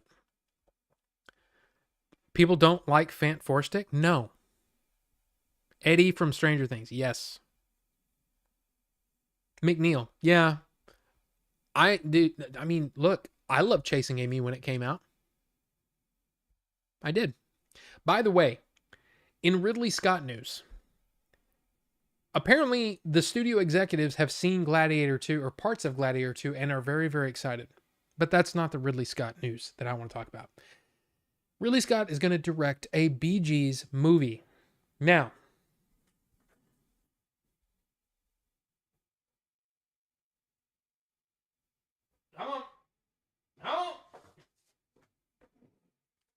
my mom showed me the wonder of the Bee Gees. She loved the Bee Gees. There's multiple albums over here. There are 2 copies of the album Children of the World. Yeah. So, yeah, I'm kind of down for this. Ridley Scott doing a really, I mean, because look, if you know anything about the Bee Gees, it's a kind of a tragic story and brother against brother and all that kind of stuff. I'm excited. I'm excited because I love Ridley Scott and I love the Bee Gees. So there you go. There you go.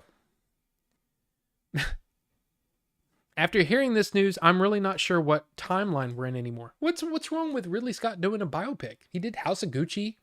He did All the Money in the World. There must be something in that story. If you know the drama in the Bee Gees' life, some of the drama there must be. See, that's the thing. Ridley Scott is all about that hook. You know, there's that one, like for me, I feel like Hannibal doing a sequel to Silence of the Lambs. I mean, think about that. Silence of the Lambs won Best Picture, Best Director, Best Screenplay, Best Actor, Best Actress. Or Best Supporting Actor, I guess. Right? It won a bunch of awards. Nobody wanted to touch Hannibal, even though, hey, the story might have been good or whatever. But Ridley Scott said, you know what? I feel, this is just me. I feel like he was intrigued by how am I going to do that brain scene? And if you know what I'm talking about, you know what I'm talking about. I feel like that's how Ridley decides when to make a movie. Is he goes, I want to make that. And if I have to make all this other crap around the movie just so I can do this one scene, then I'm going to do that. That's how I feel like he chose to do Hannibal. There must be something about the Bee Gees story that intrigues Ridley Scott so much, or maybe he's just a fan and he just wants to make sure that it's done justice. I don't know, but I love Ridley Scott. You know what I mean? I love him. You know I do. You know I do. You know how I do. I sing the song with Jason Lee a lot. Which song? Sorry, Ninjitsu. I didn't see this earlier. Bop, bop, bop, Matt McNeil. I'm not sure what song. But anyway. After hearing this news, you already read that. You can tell by the way I type my type. I'm an Order 42 man, no time to talk. You can tell by the way I type my type. I'm an Order 42 man, no time to talk. I bet it'll be called Staying Alive. I mean, yeah. Maybe. Hopefully it's not How Deep Is Your Love. Let's see. Well, there you go. There's your list of movie titles. You should be dancing.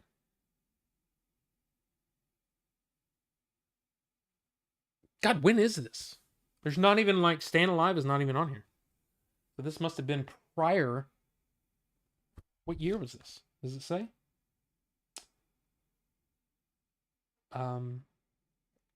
By the way, this is also available on 8-track and cassette.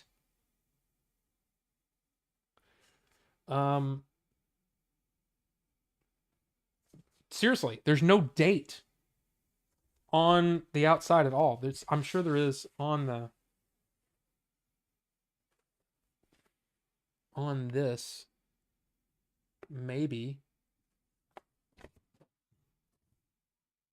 Crap. You can tell my parents weren't for keeping things the right way, because the record was in here like this instead of like this. You want to prevent the record from just slipping out like that. I think that's proper LP maintenance, right? That you should put the slip in, not like this, but like this, right? So that the record can't slip out. Seriously, there's no freaking date on here. Oh, there we go. Recorded December 20th, 1976. Anyway, I don't know why we're spending time on that. Anyway, in the comic shop with Jay and Silent Bob, they sing that before going to see Ben Affleck. Oh, yeah. Great music era is long gone. Wind of Change or Edge of the Universe. I think You Should Be Dancing might. I mean that might do it. Whether you're a mother or whether you're a brother, you're staying alive. They call 1997 music classic rock now. That was the best year in music. Got caught slipping? Possibly. Dang, you're on late tonight. Grabbed some food and got caught up in Fortnite. Saw you were on stuff.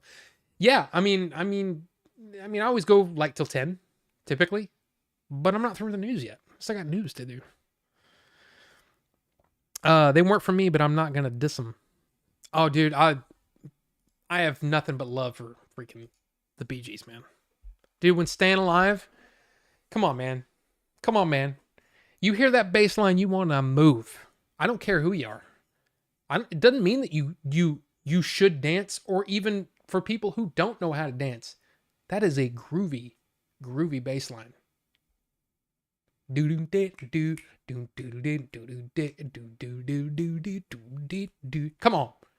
Come on. You want to go. How Deep Is Your Love is best Bee Gees song? I mean, look, it's a good song. There's a lot of great Bee Gees songs. But Staying Alive, you know what my favorite Bee Gees song is? It's a deep cut. Not many people reference this song. Night Fever. That's my song. You never hear it on the radio. That's a deep cut, but I love that song. It's one of those that my mom played it. I think we probably have the Saturday Night Live. It is on Saturday Night Live or Saturday Night Fever soundtrack, right? I think I have the soundtrack over there. I can't I can't read from here. But yeah. You Should Be Dancing? Oh yeah, dude. I like a lot of Andy Gibb too. Well, at least that one big song that he had. Anyway, by the way, did you see this? Paramount Plus and Peacock reportedly in talks to merge. There was a video, I think it was Dan Morell, talking about how in trouble Paramount is right now. So it's very, very interesting. Paramount was also talking with Warner Brothers. I don't know if you saw this. I think Wraith. Was it Wraith? I always forget. Yeah, Paracock. Mount Cock. I mean, Peacock is bad enough. I mean, especially if you don't know what the bird is. Mount a cock. Paramount is in trouble. Oh yeah. Cock mount. Parapee. P mount. Cock. I don't know. Anyway, it's a lot. That's a lot of mount. It's a lot of cock. But what we're trying to say here is that, yeah. Bro, got to talk to you about this topic. My friend predicted this years ago that the streaming models wouldn't be sustainable. That's why he tried to make his all-in-one app, but he couldn't get funded. Cockamount. Yeah. Yeah, that'd be interesting. The P from Paramount with cock at the end. Peacock. Anyway. Yes. Eric, yes. I mean, but this is something that we've all kind of, especially when they all started jumping in, it was like, okay, this is going to burst at some point. And who knows? Maybe you could, I don't know, come to some sort of decision on what to do next. Maybe start licensing your content to Netflix or other streaming services, and I don't know, making Blu-rays again. And maybe prioritizing theatrical movies again. But they all chase Netflix. And it's ridiculous. We need the new Netflix. Well, we need the studios to go back to doing, the studios should not be distributing product. They should be making product and licensing or distributing product for, having it done some other way. And look at what Disney's doing. They're taking their 4K or their physical media and they're saying, Sony, you do it. It's crazy. It's the same reason people started jumping ship from cable. Oh yeah. It's because everybody, they realize that there's only so many subscribers in the world that are going to subscribe to you. And once you hit that number,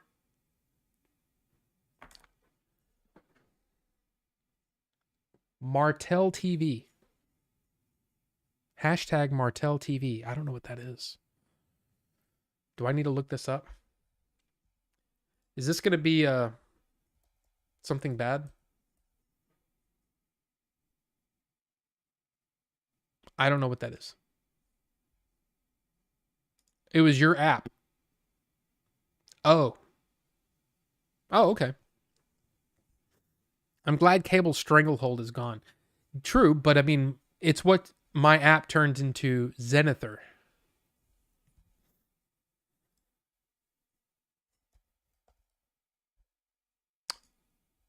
Oh.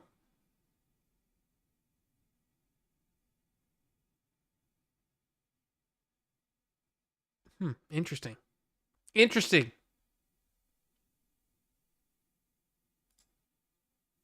Now, is that all my? Yeah. So basically, yeah. It's absolutely, yeah. We're at that point. We're absolutely at that point where it's hit the ceiling. You're not going to get any more subscribers. I mean, yeah, you might have ups and downs based on, like, for example, Disney went after and got Taylor Swift's concert movie, right? So yeah, Disney is going after it. They are trying to make, I think Disney kind of has the right idea and the right way of thinking. I mean, as far as when it comes to trying to focus in on theatrical, then 4K will be done by Sony, but they focus on Disney Plus and trying to make Disney Plus. I mean, who knows? Who knows? Hot take. Maybe we need a tech reset. I've been saying that for a long time, but yeah, maybe. Let's all go touch grass and go camping. People didn't have a choice with cable. It was that or freaking Flipper on Channel 4, and people have options now. That too. YouTube, Twitch. People are keep going after these kids. Oh, well, these kids, they're going to come see this. No, they're not, because they're playing Pal World. And, you know, playing with their brand new Steam Deck. Huh? Dude, I'm telling you, the Steam Deck is awesome.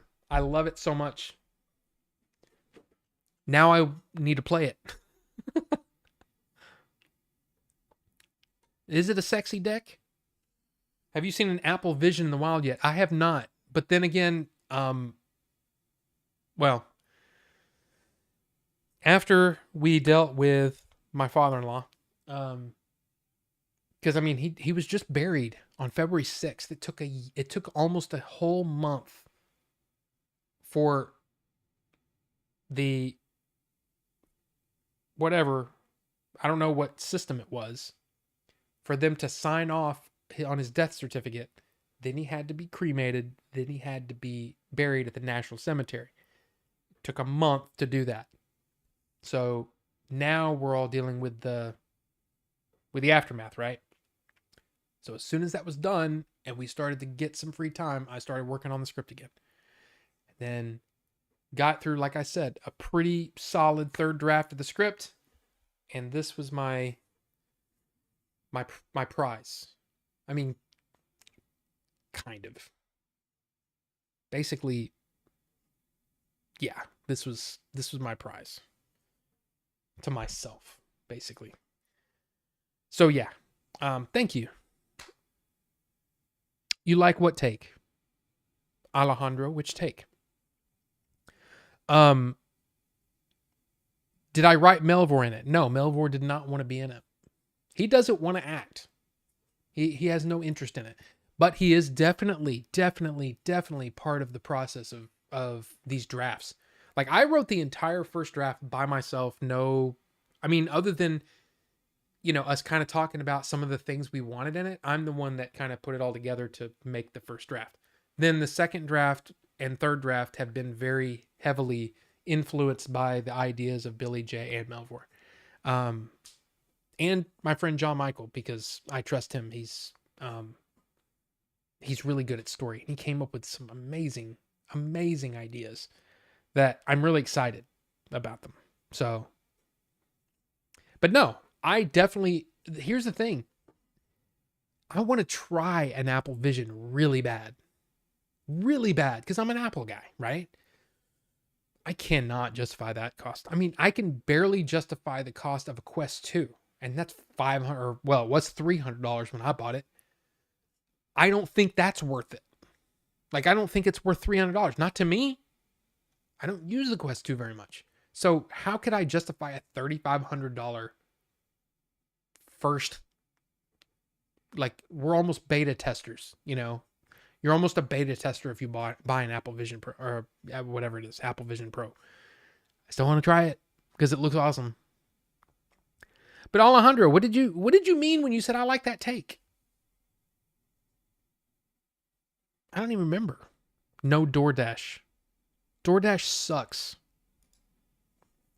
For me, I've said it before. DoorDash screwed me multiple times to where I finally said, okay, if it's not worth me getting up out of this chair to get in my car and go get it, then it's not worth getting.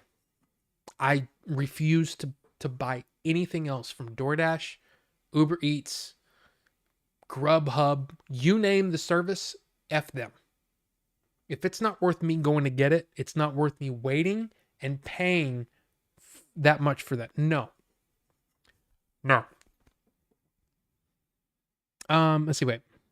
Oh, what model? It's the mid, whatever the mid model. It's the OLED. But yeah, I watch over the air and Blockbuster / local rental stores. Cable was not worth it to me back in the VHS days when you can rent movies from grocery store for 49 cents.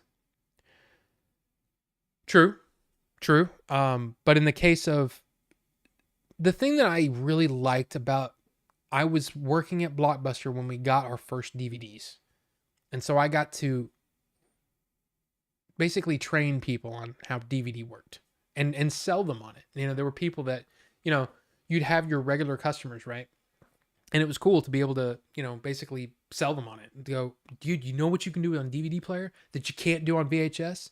If you want to just see the scene where uh what's his name? Hans Gruber shoots Takagi in the back of the head over and over and over, you can go directly to that chapter and it's very easy and you can just go right to it. If you want to see the Basic Instinct, you know, crossing the leg scene, you can go right to that chapter. You don't have to fast forward and wait and all that stuff. No, you go right to it. And that was basically one of the selling points. The other thing was that no rewinding. There was a lot of selling points. Oh, and by the way, it's also what, 4 times the 480 by 360, 720 by 480, that would have been probably twice, 2.5 times. I don't know what the actual numbers are. But anyway, it was worth it, right? DVD was awesome. So yeah, it was fun to go through that. Top tier acting, Game Chasers Norway episode from Melvor. The subscriber take.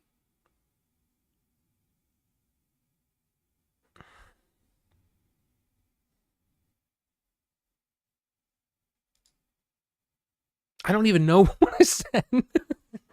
That doesn't help me. Look, here's the thing. You know how like you hear of read-only memory and random access memory, right? Read-only memory is basically a disk. It's a video that's been recorded and it's there, right? It can't change. That's what it is. That's read-only memory. Random access memory is when things come in and they go out. They come in and they go out. And you're just constantly, that's what a random access memory is. Like, so your memory sticks, you know, that you buy and you snap into your, you know, some of them do that where you kind of put them at an angle and then they snap in and there's like a big lever and it goes ka-chunk and you're like, hell yeah, that memory is going to be awesome. It's going to make my computer faster. 32 gig RAM, you know, gigs of DIMM memory. Yeah, that's my brain when I do this show. I say things, I have the thought, and then it leaves my head. It just leaves my head, and it goes right out, and it's not there anymore. So I apologize, but I do not know what you were talking about, or what I was talking about. But I like it when I say things and make people go, yeah, I like that. I just wish I remember what I said. So there you go. Rewind your DVD. Exactly. What about a picture of Melvor behind a carton of milk? See, I don't remember who came up with the idea, but it was kind of like, you remember Ferris Bueller's Day Off? You know, where Ferris just comes out, like after the credits, right? Ferris Bueller comes out and he goes, "You're still here. What are you doing? Go home. Go. The movie's over. Go." Right? Something like that with Melvor, except he wakes up and he goes, I missed the movie. You know, it would have been kind of funny. Anyway. Sweet, I made it back in time to catch the last 4 hours of the stream. Bucho, not 4 hours. No. No. What was the first DVD you ever purchased? I bought 3. Ghostbusters. Ghostbusters was definitely one of them.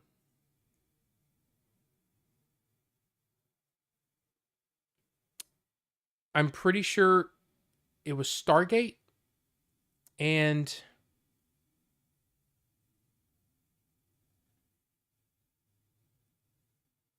I don't actually remember.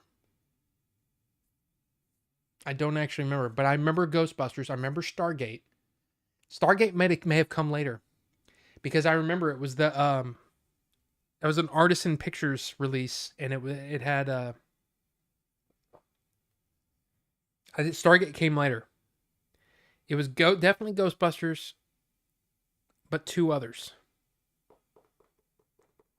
I don't know. I can't remember. I can't remember. It's a great question, but I don't remember. Thank you, Midnight Sloth Gaming. I don't think I actually said hi to you, but hi. Good to see you. Please look up Jace and the Wheeled Warriors and Adventures of That's a freaking long. That's the whole name. I'm already kind of. I don't know. That seems like. Is that the whole name?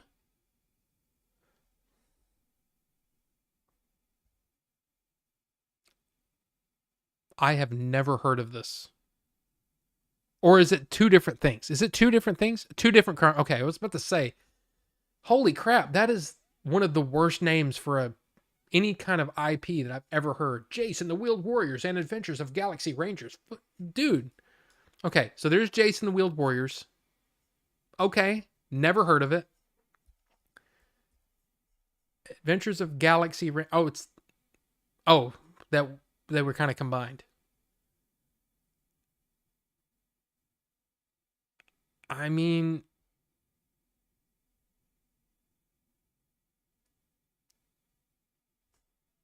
I don't know. I'll be honest though. Okay? You know you like honesty from me. I like to be honest. I like to be honest with the people that watch my stuff. I do not like that style. I do not like that style of animation. It's that bottom of the barrel budget animation that I don't like. I don't like. A lot of Transformers, especially as I got older, was like, oh my God, this is hard to watch. G.I. Joe to me is almost unwatchable now. Almost unwatchable.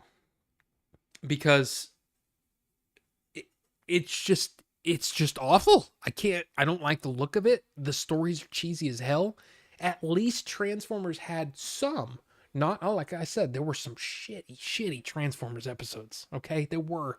I don't care if you're a fan of all of G1. You have to admit there's some bad crap in there. I love the Bad Batch. There's some bad episodes of the Bad Batch. I love the Clone Wars. There's some episodes I don't like. Just be honest, right? But this is a style that I can't get on board with. I'm sorry. It's just not my thing. But hey, Cowboy Bebop Volume 1, Gundam Wing, Endless Waltz, and The Matrix were my first DVD purchases.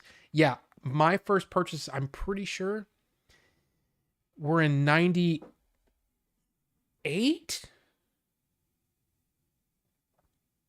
It would be curious.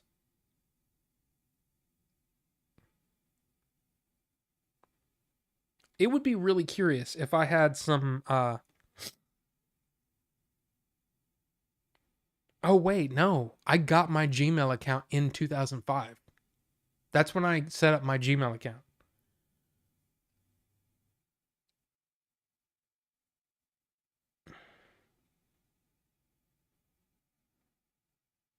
So, yeah. I can't tell you. I guarantee you that I used, do you remember anybody use 800.com? Yeah. And I used Amazon before they were Amazon, what we know, you know what I mean? Yeah. 800.com, used them a lot. But yeah.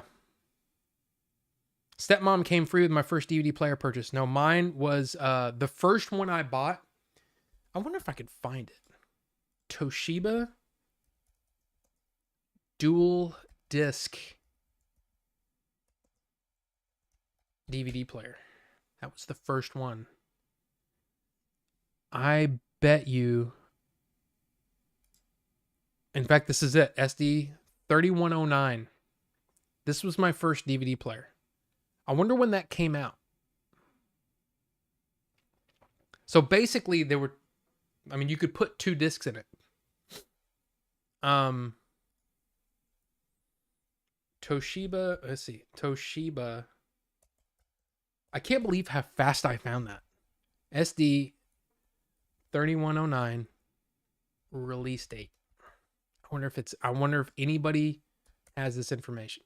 Damn it. F off. Yeah, 1973. Yeah, that's not true.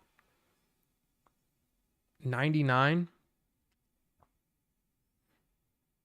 Mm-mm-mm-mm.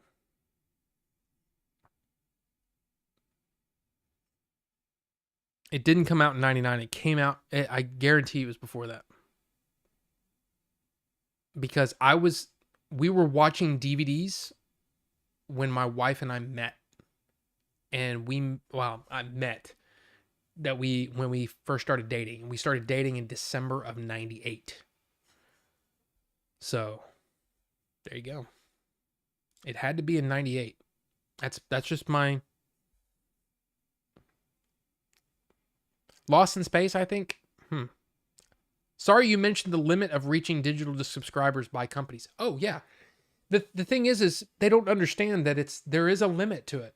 And there's almost, the thing is even if one person is subscribed forever, the most you can get out of them is $7 a month or $8 a month or $15 a month. You know? What makes you money as studios, box office, followed by selling to airplanes and cable companies and all that stuff, and then home video releases, so there's multiple revenue streams. That's what Matt Damon was talking about when he was talking about that very, very famous thing about why don't studios make mid-budget movies anymore? And he said because we would almost never make all of our money back during the box office release, but then it would come out on DVD, and then it would pay-per-view, and there were all of these different revenue streams, and they were in a line, and they were timed. So a movie would come out in the theater, and there would be a lot of the things with Blockbuster, there would be windows. So it would come out pay-per-view 45 to 90 days after the release on home video. So Blockbuster might have that movie, and it was usually, there were exceptions to everything, but a lot of times it was let's say a movie would come out on January 1st. It wouldn't come out on home release before April 1st. Then 45 days later would be May 15th, let's just say. It would come out on pay-per-view. Then it would come out for sale on what do you call it? Like what did they call that? I can't remember the term for it, but a lot of them you wouldn't be able to buy the movie new or even pay-per-viewed or previewed before that window was up. And at that moment, everything was off the table. And usually you could sell those movies for $15 to $20 brand new. And then you'd start around $12.99 maybe for whatever. But that was the rule. It was timed. And that way there were multiple revenue streams for one movie. Bam, bam, bam, bam, bam. So it was almost like having multiple releases. Then that's not taking into account cable, selling to airplanes, or you know what I mean? Like hotels would have movies before you could own them. In a lot of cases, it's kind of insane that they've just kind of given all of that away. They've just said, no, we're not doing any of that. We're just going to be the arbiter of everything. But also, it costs a lot of money to freaking do that. So, anyway,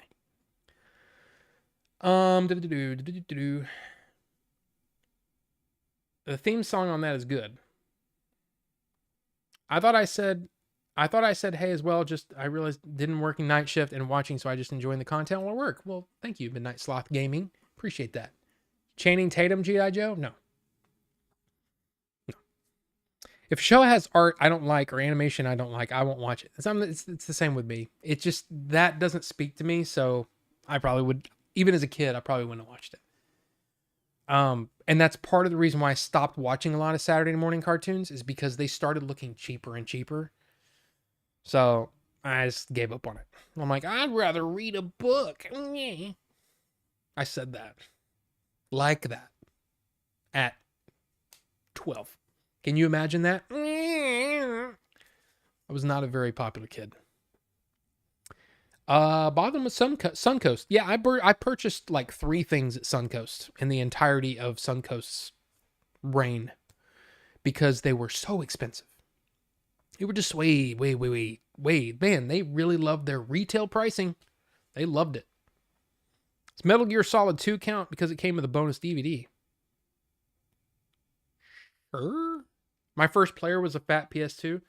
I'll say this, my PS3, my fat PS3 for $600. That was my first Blu-ray player. Oh yeah. I got my DVD player in 98. Like I said, I know because April and I watched movies on it. Actually, I wonder if it's either Labyrinth or it wouldn't have been No, it couldn't have been. I'm trying to think of 97 is when DVD really started coming out, and 98 is when things started to get a little cheaper, and that's when I jumped in. And man, what was popular back then? I could probably figure it out because I don't think I have them anymore. I think I got rid of most of my old DVDs, or they might still be here. It could be one of those the Warner Brothers snappers. You know what I'm talking about? The snappers. You know, the snappers.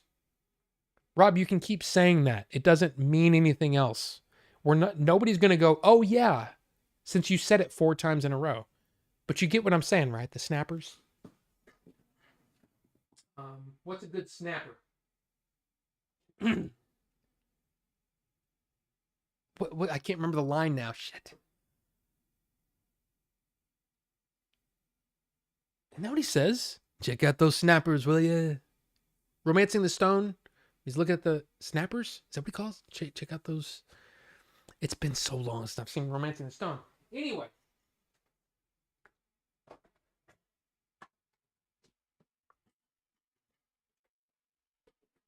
These. Where it's literally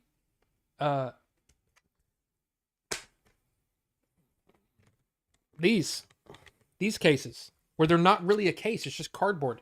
And you can take these out, and we used to store them. We used to keep these in a box, just like that. And then we'd keep these kind of where you could just, anyway. These things, they weren't called snappers, they were called something else. But anyway. It might have been in one of these. Damn it. Damn it, I did it wrong. There we go. There we go. There we go. Oh my God. Get back in there, you dick.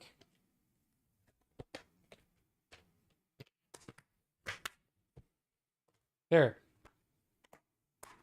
Those. Warner Brothers. Warner Brothers were the only ones that made them like this, with a little, instead of just a regular Amray. You know what I mean? You know what I mean? Okay, wait. I'm so behind, and I have one more thing to ask or say. Metal Gear Solid 2, yeah. Suncoast, Sam Goody, Tower Records, FYE, all retail pricing, way too expensive for me. First DVD player was a PS2. Yes. Mine was Twister and Mars Attacks. Twister, maybe. I didn't own Twister, I don't think. I don't think I ever owned Twister because it was on all the time. O2, I think, built in my laptop. There's still some FYEs. Yeah, FYE still exists. Batman and Top Gun were my first DVDs. Those are some good ones. I know mine's Ghostbusters, and I cannot. Like, I was trying to remember the first CDs I bought. I know one of them was the Cranberries. With Linger and Zombie on it. But yeah. Half Price Books and Movie Trading Company reminded me of those stores. Except they're better. Just kidding. Used to be before home video when a movie left the theaters. Batman 89 changed that. I'm not sure what you mean. One of the first VHSs, like brand new VHS we owned, was Top Gun. So there was a thing called rental pricing, and Blockbuster would set every VHS to $101.99. So if you rented it on day one and you never brought it back, we would charge the credit card on the account $101.99. That was only so that people wouldn't buy them brand new. And then, like I said, after so it was rental pricing, which I guarantee you Blockbuster wasn't paying $102 for each of those VHS tapes. They probably made some sort of deal, which it kind of makes me think maybe they were charging like the mom and pop video stores those kinds of prices, but Blockbuster would buy so many because they had so many freaking stores, they wouldn't pay $102, they'd pay $47, which means that if it's a movie that is just flying off the shelf at $4, $4.32, I think that's what it costs with tax, $4 a rental, rent it 10 times. So if you rent one movie, one copy 10 times, you've made your money back. But then it's not over. All of the copies except for say 5 would go previously viewed. So then we'd sell those copies for $10, $12, sometimes $15, depending on the movie. Yeah, there was some money to be made back then. They're not getting that anymore. Premium channels. Oh yeah, premium channels. Yeah, I didn't think about that. Yeah, but yeah, cable. Aliens has a snapper.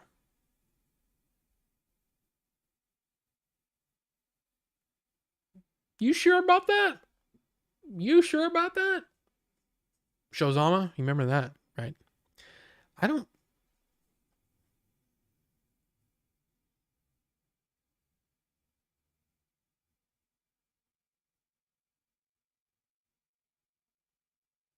I know Blade Runner, the director's cut that came out.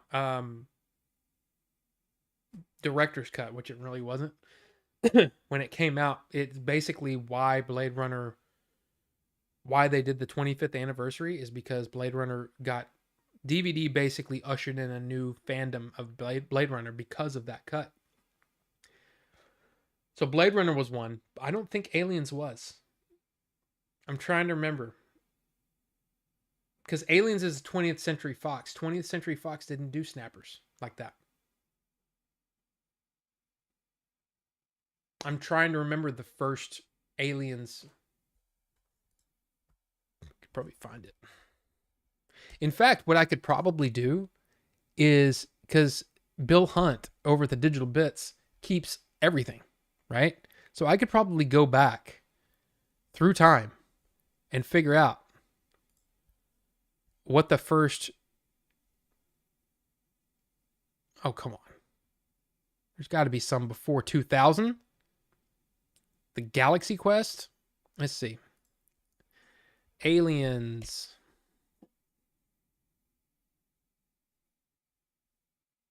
Review. No. Search only reviews. Go. That.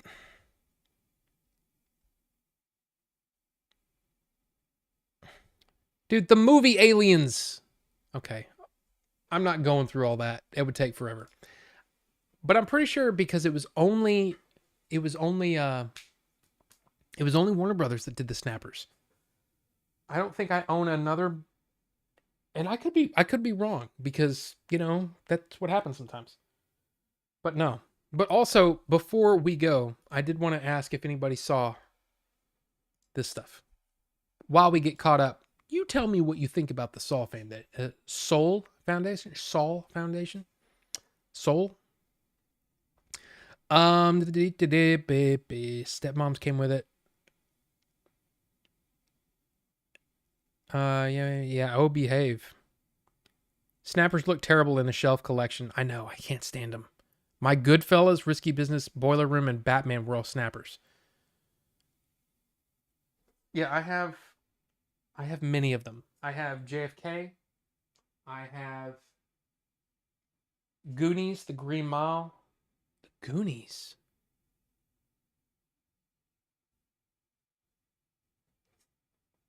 The Goonies, The Green Mile. I don't know.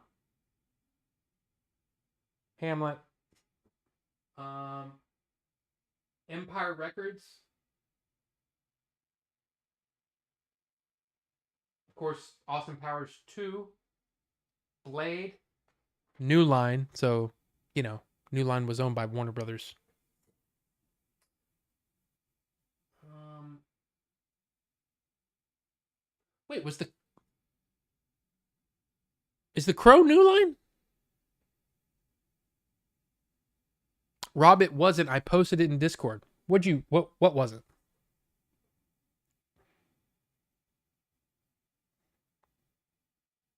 Yeah, because Aliens is a 20th Century Fox release, and I'm pretty sure. Yeah, ooh, that's a cool looking cover though. I don't think I own that. I own because I own the. Yeah, the first time I bought Alien or Aliens or any of those movies was with it was a DVD set with all the movies. And then I upgraded that to, and it was one of those that I didn't like. And then now I have the quadrilogy. What it's called?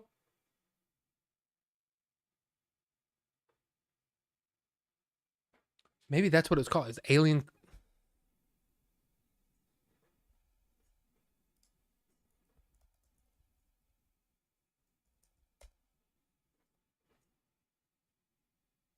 Yep, yep, that's it. This is the one I used to have. That's the first time I bought the Alien movies because I had them on. I had seen those movies so many times. You have to understand, Alien and Aliens. I had seen those movies backwards and forwards so many times that I just didn't need them. And then when finally this set came out, I was like, I gotta have it, and I bought it. And then the Blu-rays came out, and I gotta have it. And then 4K, I gotta have Alien. I gotta have it. Aliens is on the way, or kind of comes out March 12th, right? I ordered it. It's on the way, so we'll see when I actually get it. Because I've actually heard that some people are saying that the release date is slipped to April. I don't know if that's because of a manufacturing problem or if retailers are just that far behind that that's when they're shipping. Tin Cup. BC, there's nothing wrong with Tin Cup. In fact, I like that movie a lot. It's a cheesy movie with Kevin Costner and Rene Russo. Guess what? I like it. I never owned it, but I like that movie. Nothing wrong with that. Don't never apologize unless you have Familian in your collection. Then you might have to apologize because that movie, look, it's got nudity, but that movie sucks. Okay, it sucks. I don't know. I don't know, Wraith.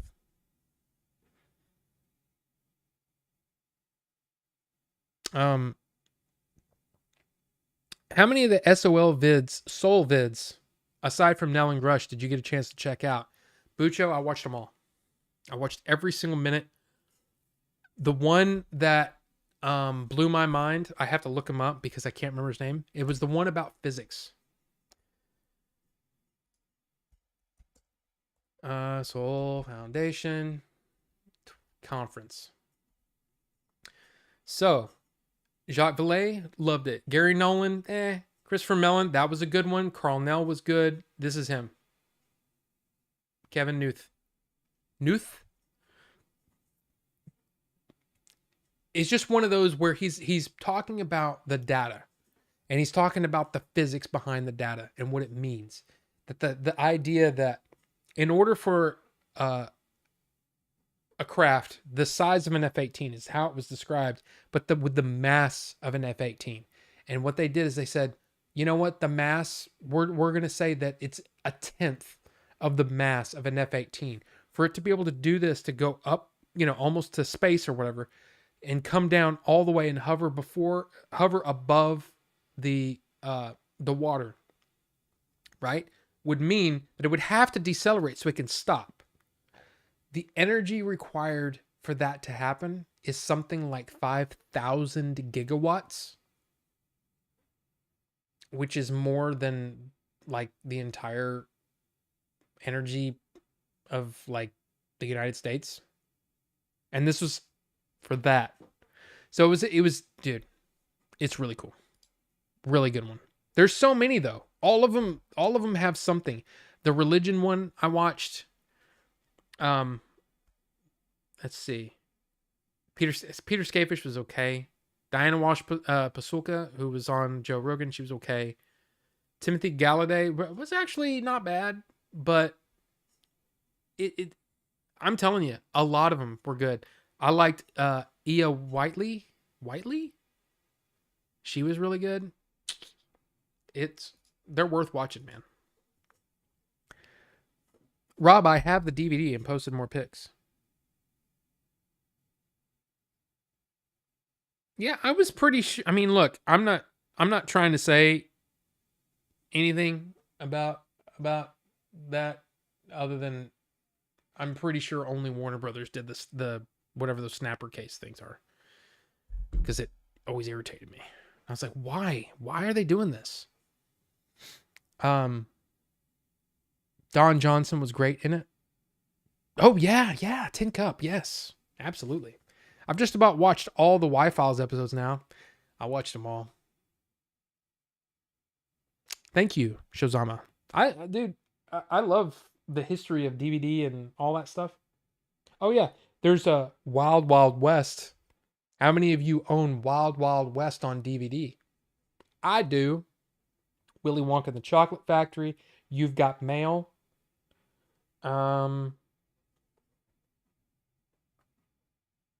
If you're thinking that you have to apologize about Tin Cup, I own Wild Wild West on DVD. And I don't care. I like that movie. I don't care what anybody says. There are things about that movie that I really enjoyed. That is a man's head. I said Empire Records. I'm sure there's more. I would have to think that The Crow. Because The Crow is New Line, no? Which would mean that if it came out on DVD, it was in a snapper. Possibly. I don't know. Or maybe The Crow. No. The Crow is Miramax. Sorry. The Crow isn't New Line. This is the one that I owned. The one on the end, right here. The Miramax Collector's Edition 2-disc. That's the one I owned. Wild Wild West is fine aged cheese. Love it. I don't think it's a bad movie. I just don't. But look, I would highly recommend, if you're into the UFO UAP stuff, I would check out number one, last week's Christian Harloff on Tuesday. We've talked about Christian Harloff many times on this channel. He was great last Tuesday, and I think it was really good. The interview that came out today was really good. And I loved all the Soul Foundation videos. I loved them all. Now, there's some that I think are better speakers than others. There are some that I think have, like, I gotta be honest, I wasn't a huge fan of Gary Nolan's. I don't think he did a really good job of Avi Loeb. That was another one that was really good. In fact, I don't know if you guys saw this, but recently Gary Nolan, it was a tweet by James Fox where Gary Nolan was basically saying, Neil, NDT, right? Neil, you haven't been a scientist in years. They should take your PhD away. You're a hack. You're just a whatever. Avi Loeb talks about that in his briefly. He never says Neil's name, but you know who he's talking about, and it's interesting. But seriously, to me, out of all of them, the one that I enjoyed the most because I was like, okay, this is blowing my mind a little bit, is the physics one. And I don't know shit about physics, okay? I failed physics, okay? I failed physics in college. I failed it. In fact, no, I know, no. I can actually say I didn't fail physics because I skipped it multiple days in a row and then thought, today's the day. Today's the day. I'm going to go in there and I'm going to get caught up and I'm going to really ask. I'm going to ask for, please, what can I do? I'm sorry. My head wasn't right. Now my head's right. I'm ready to get in here and really learn this stuff. What can I do? Is there anything I can do? I'm sorry I've missed so many classes. Let's get on with it. I sit down. I get my books out. I got my notes ready. I'm ready to go. And he goes, okay, everybody put everything away. It's time for the test. And I went, put everything away, got my bag, and I left and dropped the class because I wasn't prepared for anything, not a test. So yeah, I didn't actually fail physics. I dropped physics. So I don't know shit about physics. Still, an amazing. Why did I go off on that tangent, that story? I don't know, because it was there. And that's what you get on Order 42. So I would highly recommend the physics one. That Crow was Disney Buena Vista release when Miramax released with them, so not Snapper. Absolutely Shozama, and I came to it finally because I saw the case and was like, oh yeah, Miramax, Disney, right, yeah, got it. That's why I took geology in college.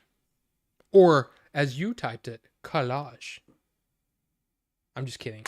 Here's the thing. I'm kind of a dick when it comes to spelling, meaning I have very, very, I have a photographic memory. Okay. I know how to spell so many things. It's ridiculous. I didn't mean anything by that. I was just playing around. Okay. Don't hate me, Ted. Okay. I kind of made fun of your spelling there for a second, and I'm sorry, but I can't help it. Anyway, they didn't have time for your crap, Rob. All skipping. 17 likes. Ayo, rocks and shit. Troy Bond. That dude's geology bit was funny. But what if I spiel this way? That's almost like I don't know what accent you're trying to get me to do, but I'm pretty sure I can't do it. So there's that. But look, guys, it's almost 11. Is this the longest stream? I think this is the longest stream. I haven't peed, which may mean that I'm dehydrated. So if there's anything that you need to learn to take away from Order 42 tonight, it is stay hydrated.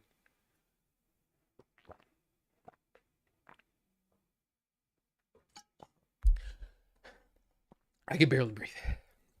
That was so much water. But anyway, guys, look. I've been honest with you. That's nothing else I can do. All I can tell you is the things. And I will tell you, if you're going to buy a Steam Deck, buy the Skull & Co. grip, because I showed you what's cool about it is that it will stand. It will stand up. That's a heavy book. Just saying. Feeling a little burn in my forearm. I'm out of shape.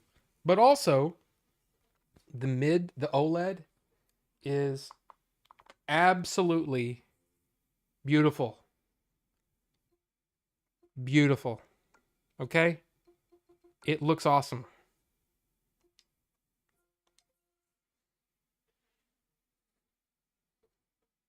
It looks awesome, and hopefully soon we can play around a little bit with this. Yes.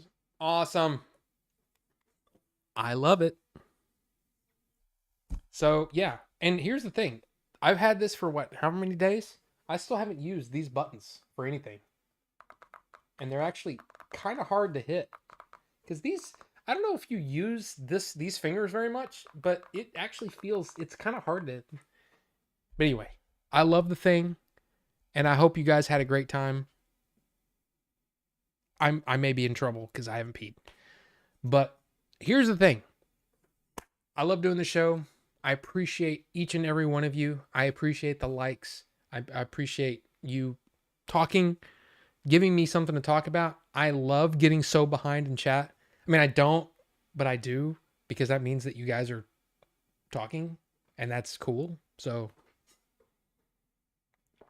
but let me just real quick. All your skipping, rocking shit, but it's okay. I'm a better speller and typer. Huh? I got what you mean. Honestly, though, just being honest, not a fan of NDT, but some of the folks who gave these soul talks should have their PhD stripped for presenting such ludicrously amateur graphs. Not everybody can present and create their own graphs. I get what you mean, though. Some of them were pretty bad. Good night. Good night, Ricky. If you presented those in an undergrad lab at University of Auckland, let alone at postgrad, they'd be torn up and tossed in the trash can. Yeah, I get what you mean. I do. But at the same time, there were some amazing thoughts presented there. It was great. It's great. And I still need to watch your video, Bucho, that you posted in the UFO thing. But look, it's late. I gotta go. Appreciate you guys. We'll see you later. Okay, bye. Sunday for Dune. Sunday, Dune 2. I mean, Monday. Monday is when I'll do the review. But Sunday, I'll do I might do a non-spoiler or a spoiler review and a non-spoiler review. 2 separate videos. Do it like some of these other guys. See what I can do. But yeah, you guys have a good one. Bye.